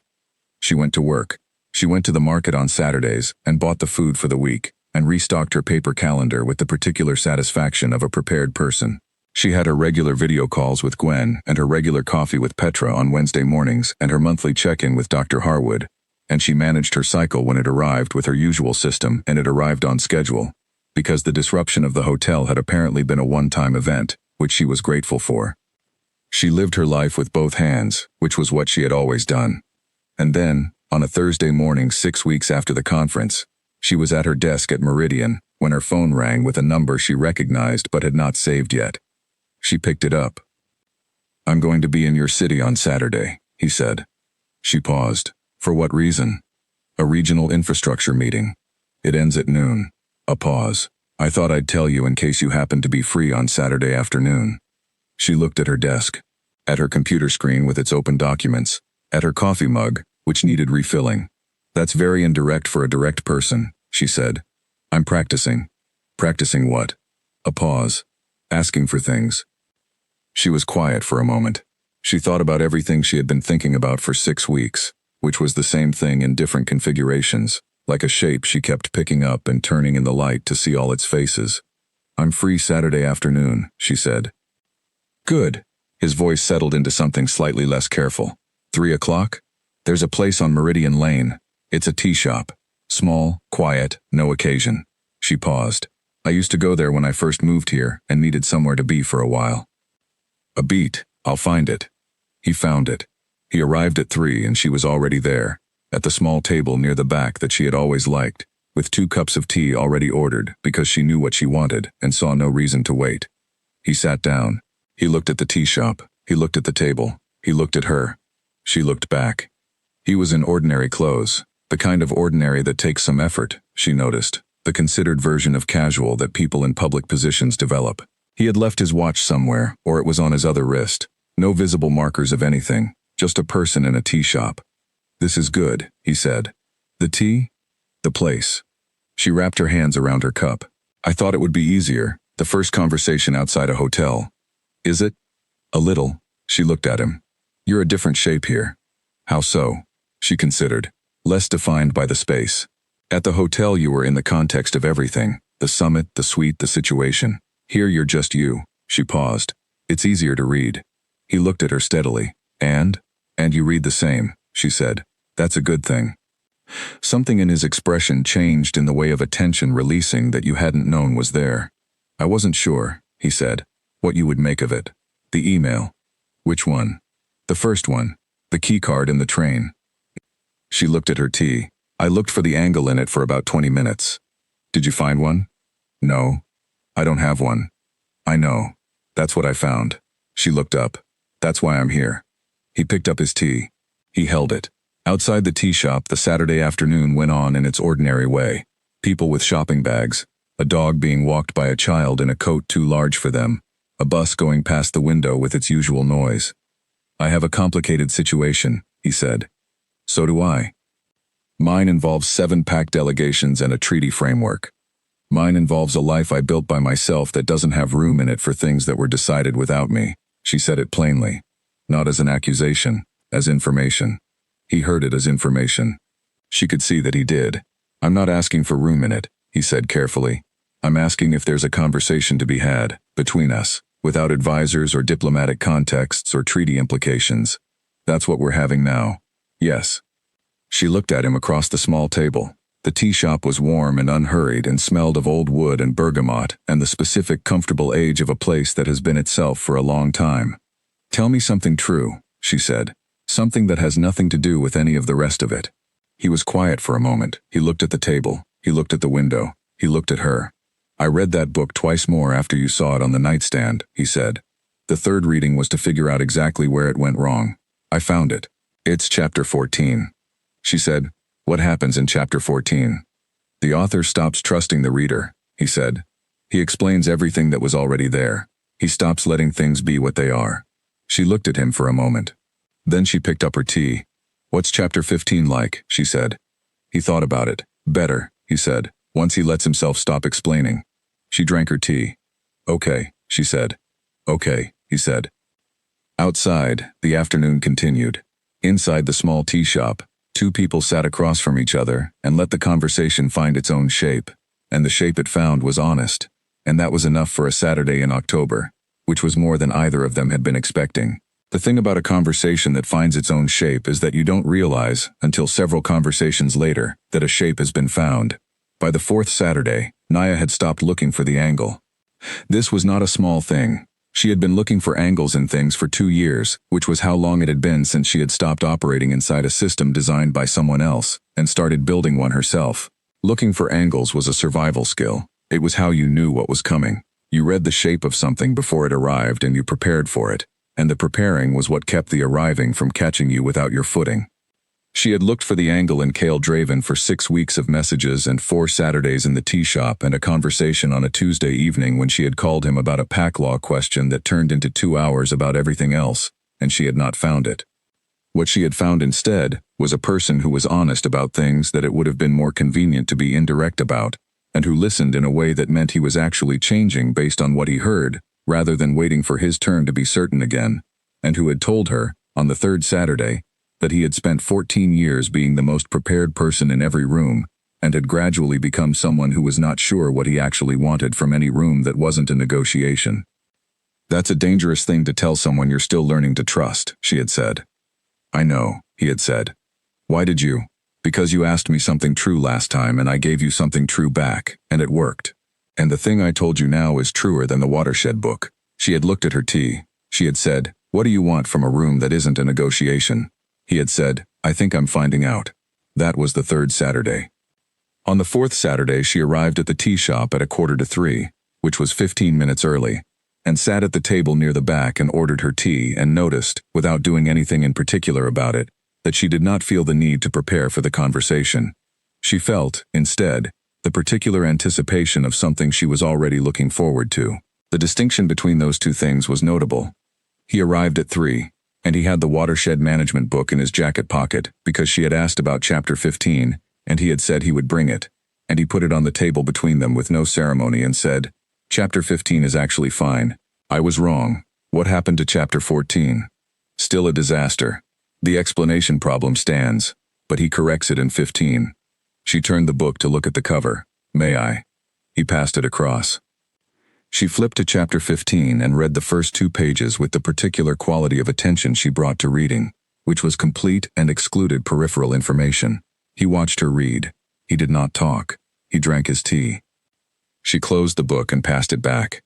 He uses the kitchen sink, she said. What do you mean? Chapter 14. The explaining problem. He describes every object in the scene. He tells you what each one means. Chapter 15. He just describes the kitchen sink. Just the sink, nothing else. And by the end of the scene you understand everything without being told any of it. She put both hands around her cup. The sink did the work. He looked at the book. He looked at her. I read it 4 times and I didn't see that. You were looking for the argument. The sink isn't part of the argument. It's outside it. He was quiet for a moment. How do you read? Slowly. I look at the small things. Furniture. What people do with their hands. She paused. What they focus on when the main thing is too much. He held her gaze. Is that how you read people? It's how I read everything. A pause. And what have you read? He said. She looked at him. This was the 4th Saturday, and she had not been looking for angles for approximately 10 days, which meant she was reading things differently now, not for what was hidden but for what was there. The plain surface. The kitchen sink. What was there? A man with dark hair and a functional watch who had told her something honest on 3 separate occasions that he didn't need to tell her, and who came back every Saturday without asking for anything in return, and who looked at her, when she was talking, like what she was saying was the most important information available. Someone who is trying to figure out how to stop being the most prepared person in the room, she said. He set his tea down. Is it working? He said. Ask me in another few weeks. He almost smiled. Not quite, but close. That particular almost smile she had catalogued by now.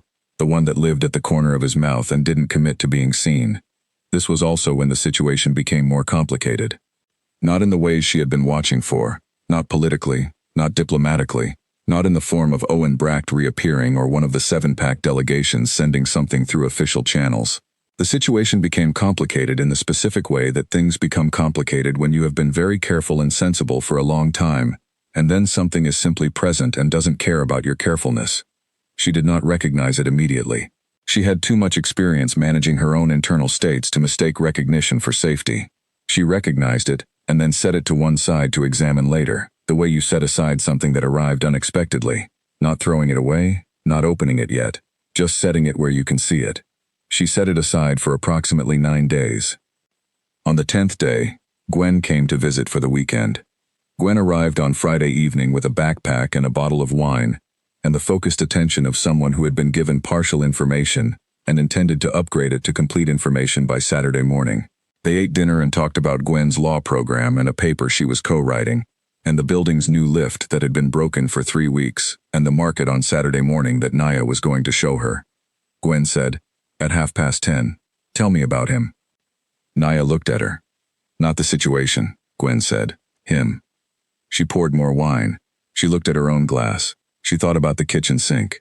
She told Gwen about the watershed management book, about the almost smile, about what he had said on the 3rd Saturday, about the quality of listening she had described to herself as real rather than performed, and had been testing ever since for the performance, and had not found it.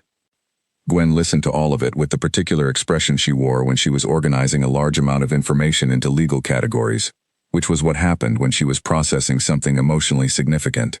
You like him, Gwen said. Yes. Not as a diplomatic situation you're managing. No. As a person. Yes. Gwen was quiet for a moment, then, are you afraid? Naya looked at the table. Her refinished table, secondhand, her own, the wine bottle, 2 glasses, the painting on the wall with its gray-green and yellow edge. Yes, she said. Of what specifically? She thought about this. She thought about it honestly, the way you have to think about things when you're talking to Gwen, because Gwen did not accept imprecision in conversation, any more than she accepted it in legal documents. Of being wrong, she said. I've been wrong before about what something was. I built a read of a situation and the read was off and it cost me. She paused. I'm better now at reading. I think I'm reading this accurately. But accurate and safe aren't the same thing. No, Gwen said. They're not. And he's not. He's not an ordinary situation, Gwen. He's an alpha king with a pack and a council and 7 diplomatic relationships and a treaty that's 6 months old and still fragile. I know. And she stopped. You're Naya Ellison, Gwen said. 23. Junior researcher at Meridian, unaffiliated by choice, living alone by design, building your life piece by piece in a way that you control. That's accurate. It's also not all of what you are, Gwen said. It's not even most of it. It's the outer structure. The legal description. Naya looked at her. Who are you underneath the structure? Gwen said. She didn't answer for a moment. She turned her wine glass. Someone who would like to stop managing things alone, she said, if the right conditions existed. Gwen was quiet. I don't know if the conditions exist, Naya said. That's the part I don't know. Have you talked to him about it? We talk about everything else. That's not the same. I know. Gwen picked up her wine. You know what you need to do. I know. Not because of the diplomatic situation or the treaty or the pack council. Because of the kitchen sink. Naya looked at her. I haven't told you about the kitchen sink. No, Gwen said, but you described it. The small things. The things outside the argument. She paused. What's the kitchen sink here, Naya? She thought about it. She thought about a chair pulled to the far wall of a hotel room. She thought about a glass of water on a bedside table that had not been moved for 2 nights. She thought about an email, with 2 sentences at 11:43 on a Thursday. She thought about a book in a jacket pocket, brought across a city, because she had asked about chapter 15. Him, she said. He's outside the argument. He's the thing that was there before the argument started, and will be there after it ends. Gwen set her wineglass down. Then you know what to say, she said. Naya looked at her. She did know. She had known for approximately 10 days and had been setting the knowledge to one side where she could see it, waiting until she trusted the shape of it enough to pick it up. She picked it up. She called him the next morning, before Gwen was awake. She stood in her kitchen with the coffee maker brewing, her first cup of the day, the morning light coming through the alley window, gray and ordinary and useful. He picked up on the 3rd ring. His voice had the particular quality of someone who had been awake for a while, the settled alertness of early morning. Naya. I need to tell you something, she said. A pause. All right. I've been very careful for a long time, she said. About everything. About who I trusted and what I let in, and how much space I made for anything that wasn't under my own control. And I did that for good reasons, and I don't regret any of it. She paused. But I've been being careful about you for 2 months, and I think I need to stop. He was quiet. I'm not afraid of you, she said. I want to be clear about that. I'm afraid of being wrong. That's different. Yes, he said. Are you going to tell me it's going to be all right? A pause. No. Good. I don't know if it's going to be all right. I know what I'd like. I know what I'm trying to do. I can't tell you how it ends. Neither can I. But I'm here, he said, whatever that's worth. She held the phone and listened to the morning do its early quiet things on both ends of the call, in his city and in hers, the same morning at the same time. Come on Saturday, she said. Not the tea shop, here. He said, I'll be there. She hung up. She poured her coffee. She looked at the painting on the wall with its yellow edge. She thought, this is the decision. Everything else was building toward it, and this is it. Then she thought, Gwen is going to want details. She was right. Gwen wanted extensive details. She gave them over breakfast, while the coffee maker expressed its opinions, and the morning turned from gray to something more hopeful. And Gwen listened to all of it with her organized information expression and then said, quietly, I'm glad. You haven't heard how it goes yet. I know, Gwen said. I'm glad anyway. Naya drank her coffee. She was not afraid. Or she was afraid, and had decided that the fear was exactly the right size for the thing, and the thing was worth the fear. She had learned to trust that equation. He came on Saturday. He arrived at her door at 3 in the afternoon with the same quality he always had, unhurried and precise, as if he had calculated the timing not to be impressive about it, but because arriving on time was a form of respect he had given to everything for so long it was no longer a decision. She opened the door. "Hi," she said. "Hi," he said. She stepped back. He came in. He looked at the apartment. She let him look. It was a small apartment, deliberately organized, the second-hand table she had refinished, the painting on the wall, the bookshelf she had arranged once and had not rearranged because it was right, the kitchen with its opinionated coffee maker, and the window into the alley, and the afternoon light coming through it gray gold. He looked at all of it the way he listened, completely, without seeming to, the way water moves through something and takes its shape without calling attention to itself. He looked at the painting. "Somewhere in the north," she said. "I found it at a market. I don't know where exactly. I like the yellow edge. The sun coming over something. That's what I thought." He turned from the painting. She had made tea. She brought it to the table. They sat. The table was smaller than the tea shop table, closer together, the apartment scale meaning the conversation would live at a different distance than the conversations they had been having. He noticed. She watched him notice. "This is good," he said. "You said that about the tea shop. I mean it differently this time." She held her cup. Outside the alley window, a bird was doing something complicated in the corner of the gutter. She watched it without watching it. "I should tell you something I haven't told you yet," she said. "All right." She had rehearsed this. Then she had unrehearsed it, because rehearsing was what she had decided to stop doing, and she had arrived at a version that was the accurate thing without being the managed thing, which was harder than it sounded. "I left my old pack when I was 21, she said. "I've told you that. But I haven't told you why." He was still. "The why is not a single thing," she said. "It accumulated, the way things do when you're inside them, slowly, and then all at once. There was a pattern of decisions being made about my life by people who were not me, and those decisions were presented as care, which made them difficult to name as what they actually were." She looked at the table. "By the time I left, I had been told what to study and where to work and who to spend time with and what my options were, and what my options were not, and all of it was said with the language of family and belonging and protection." She paused. "None of it was said with my consent." He said nothing. She had noticed before that he did not fill silences with comfort when comfort was not what was needed. "I left because I understood, finally, that protection and control are not the same thing, and what I had been given was not protection." She looked up at him. "That's the short version.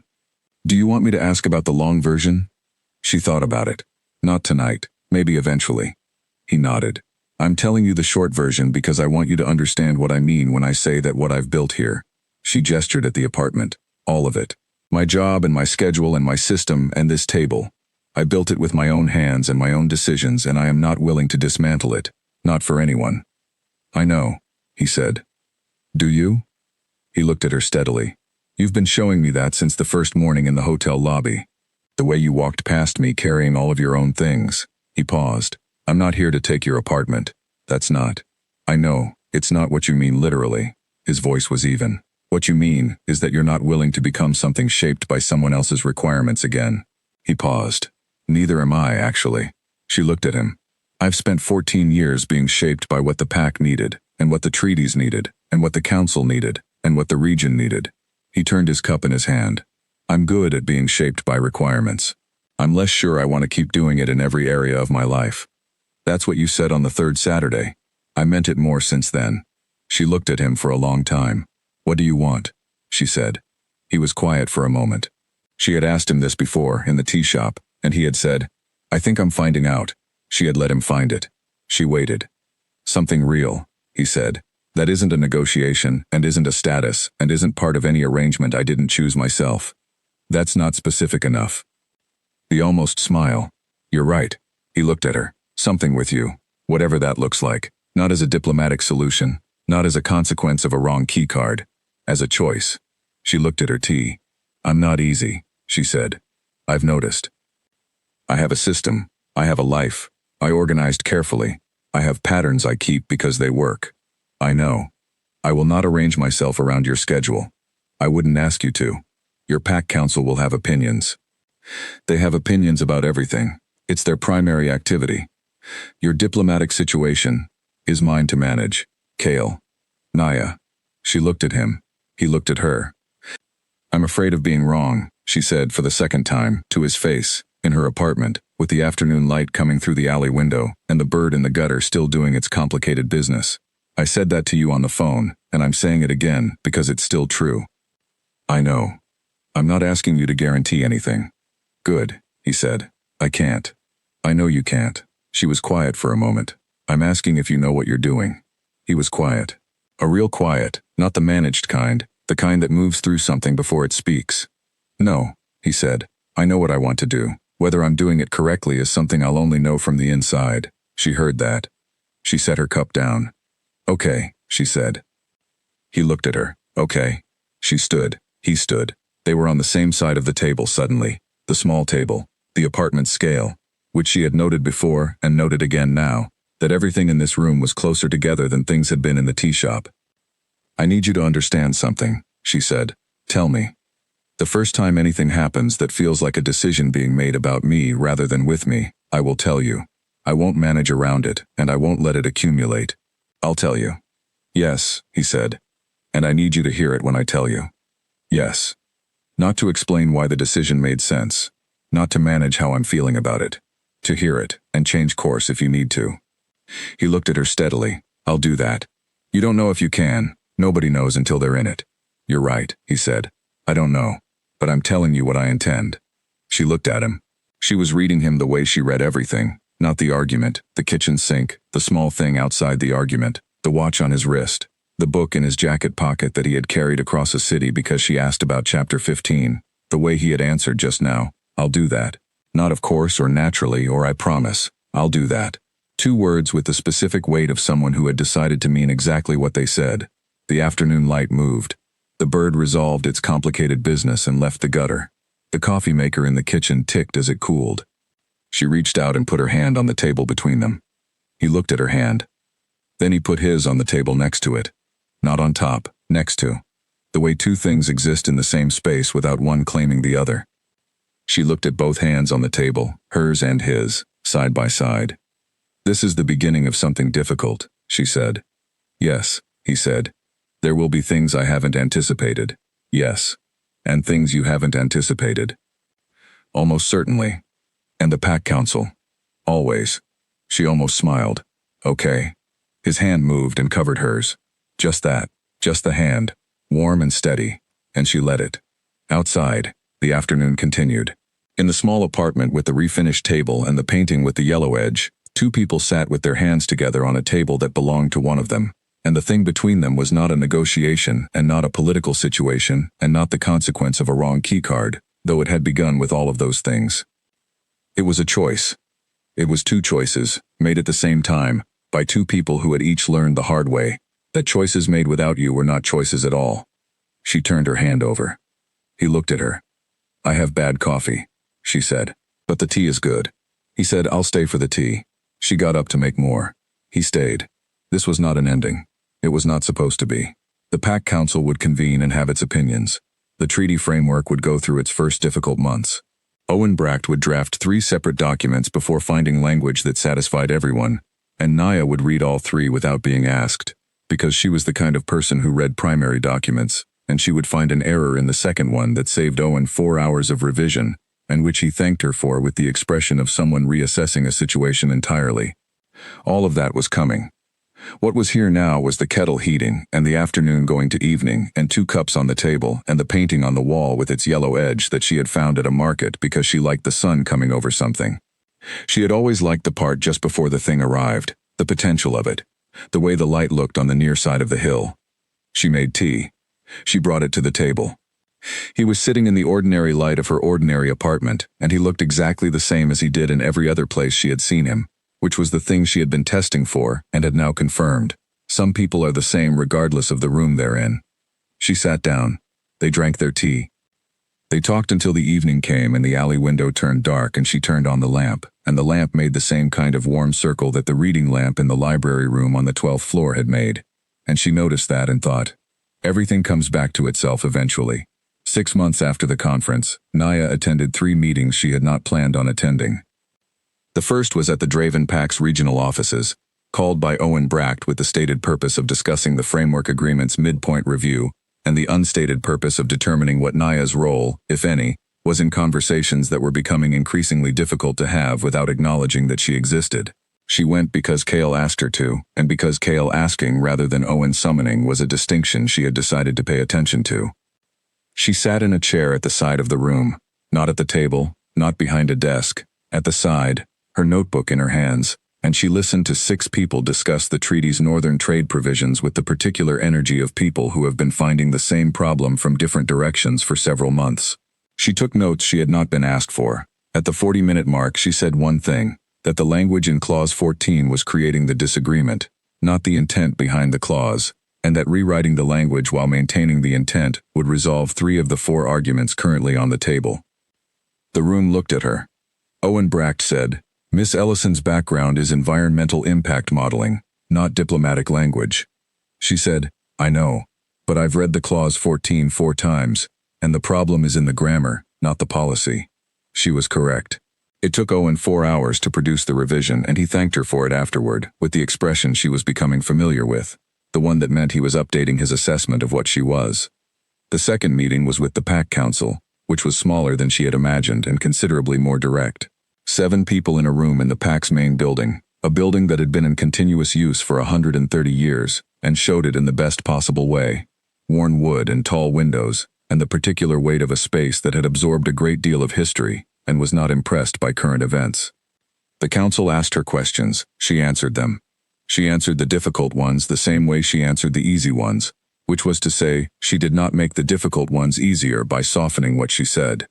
One of the council members asked her what she wanted from the Pack's Alpha King. She looked at him. He was older, late 60s, with the direct gaze of someone who had decided in his 40s that life was too short for indirect questions. She said, "A conversation, not an arrangement, a person, not a position, and the same thing from me in return." He looked at her for a moment, then he said, "That's honest. I try to be. It's not the typical answer. I'm not here to give typical answers." He almost smiled. She was beginning to recognize that almost smile as something that ran in certain people, an expression that lived at the edges of commitment and reserved itself for moments worth committing to.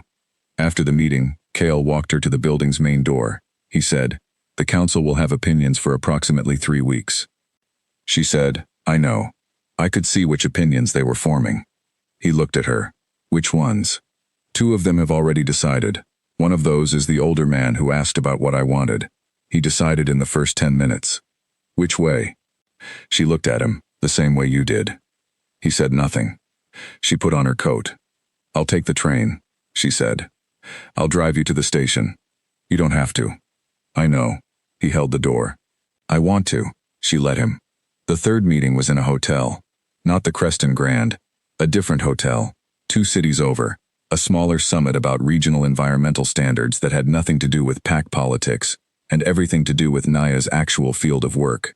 She was there as a senior researcher, because Meridian had promoted her in January, not because of anything to do with Kale, but because she had been doing excellent work consistently, and Petra had finally made the argument that the team lead agreed with. Kale attended because the summit was in a city his Pack had interests in, and because environmental standards were increasingly relevant to Pack territorial management, and because she had mentioned it and he had read the agenda and decided it was worth his time.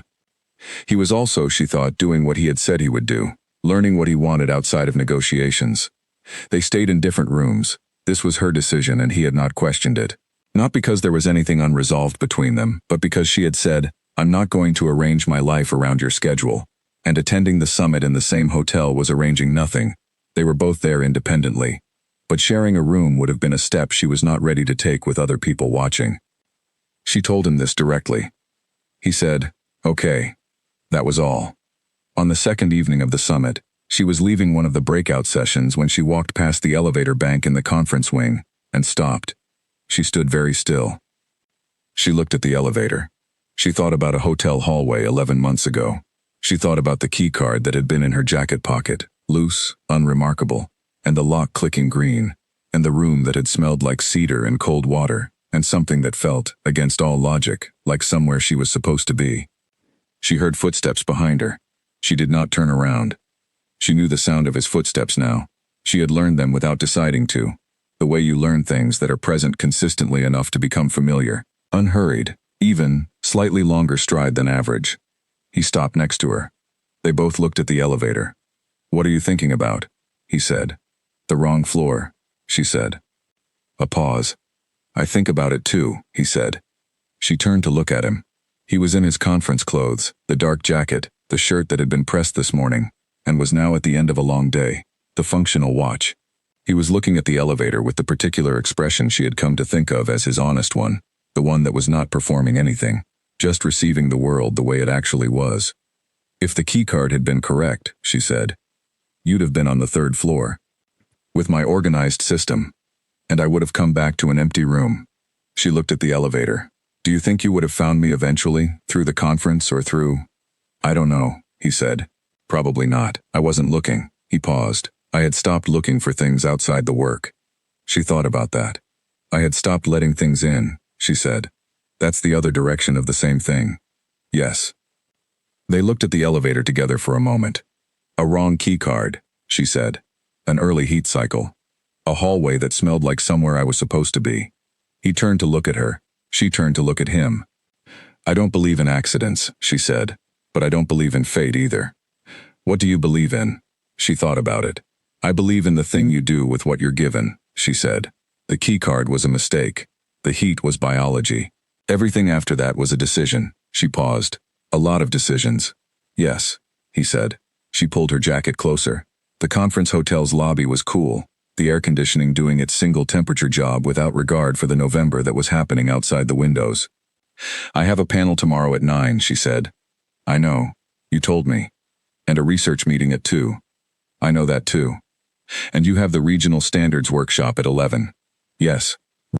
She looked at him. "So we have this evening." His expression did its almost smile, and then, for once, committed to the smile fully. "We have this evening," he said. She walked to the elevator. She pressed the button. While they waited, she reached into her jacket pocket, the inside pocket, the same pocket where the wrong keycard had lived, which was the pocket she always used for the things she did not want to lose, and felt something small and flat and plastic. She stopped. She took it out. It was white, plain, no room number. She looked at it. She turned it over in her hands. She had not known it was there, or she had known and had placed it there without deciding to, which was the same as not knowing but different. She looked at it for a moment. Cale was looking at the floor number display above the elevator doors, the way he always looked at the display when they waited. She had cataloged this, the way he gave her the choice of what to look at by looking somewhere else. She said his name. He looked at her. She held up the keycard. He looked at it. She said, "I found it in the pocket of the jacket I wore that first night. I kept it. I didn't explain why, and I didn't need to." She turned it over in her hand one more time. "I still don't need to." He looked at the keycard, then at her. "No," he said, "you don't." The elevator arrived. The doors opened. She stepped in. He stepped in. The doors closed. They rose. She held the keycard in her hand the whole way up.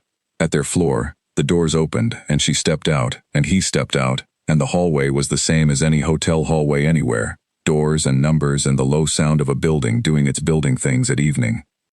She looked at the keycard one more time. She put it back in her pocket. He watched her do it. "Keep it," he said. "I intend to." They walked down the hallway.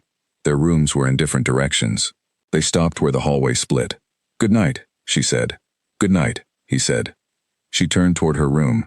She had her own keycard for this door, the correct one, and the lock clicked green when she used it, and she stepped inside and closed the door behind her.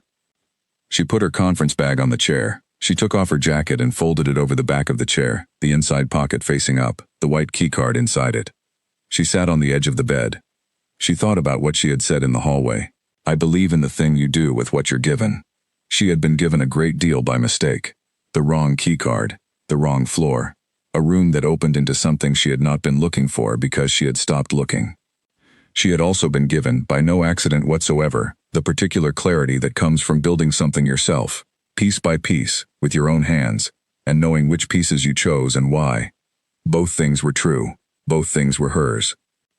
She got ready for bed. She was methodical about it, the same sequence she always followed, which was a form of comfort she had learned to recognize and did not make apologies for.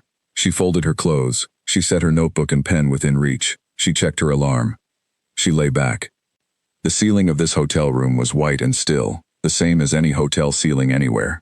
She had been staring at hotel ceilings for almost a year, counting from that first night, and she had learned that they all looked the same and were all different in the specific way of things that are defined by what is in the room below them. She closed her eyes.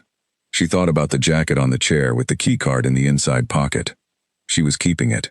She had known that since the day she found it again.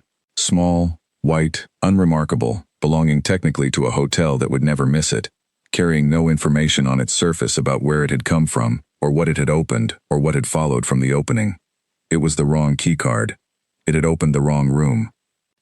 Everything good that had happened since was built on that mistake, on what she had chosen to do with what she was given, on a series of decisions made by two people who had each learned, in very different ways, that the passive version of a life was not a life at all. She was not the person who had stood in that hallway almost a year ago, out of options, running on instinct and the strange comfort of a smell she couldn't name. She was not entirely different from her either. She was Nia Ellison, junior researcher, then senior researcher, Meridian Research Group. Apartment with a refinished table and a painting with a yellow edge and blackout curtains, and a paper calendar, and a coffee maker with strong opinions. Unaffiliated on record, because unaffiliated was the legal category. But what she was in fact was something that did not have a category yet, which was fine. Categories caught up eventually. She would build the one she needed, the way she built everything.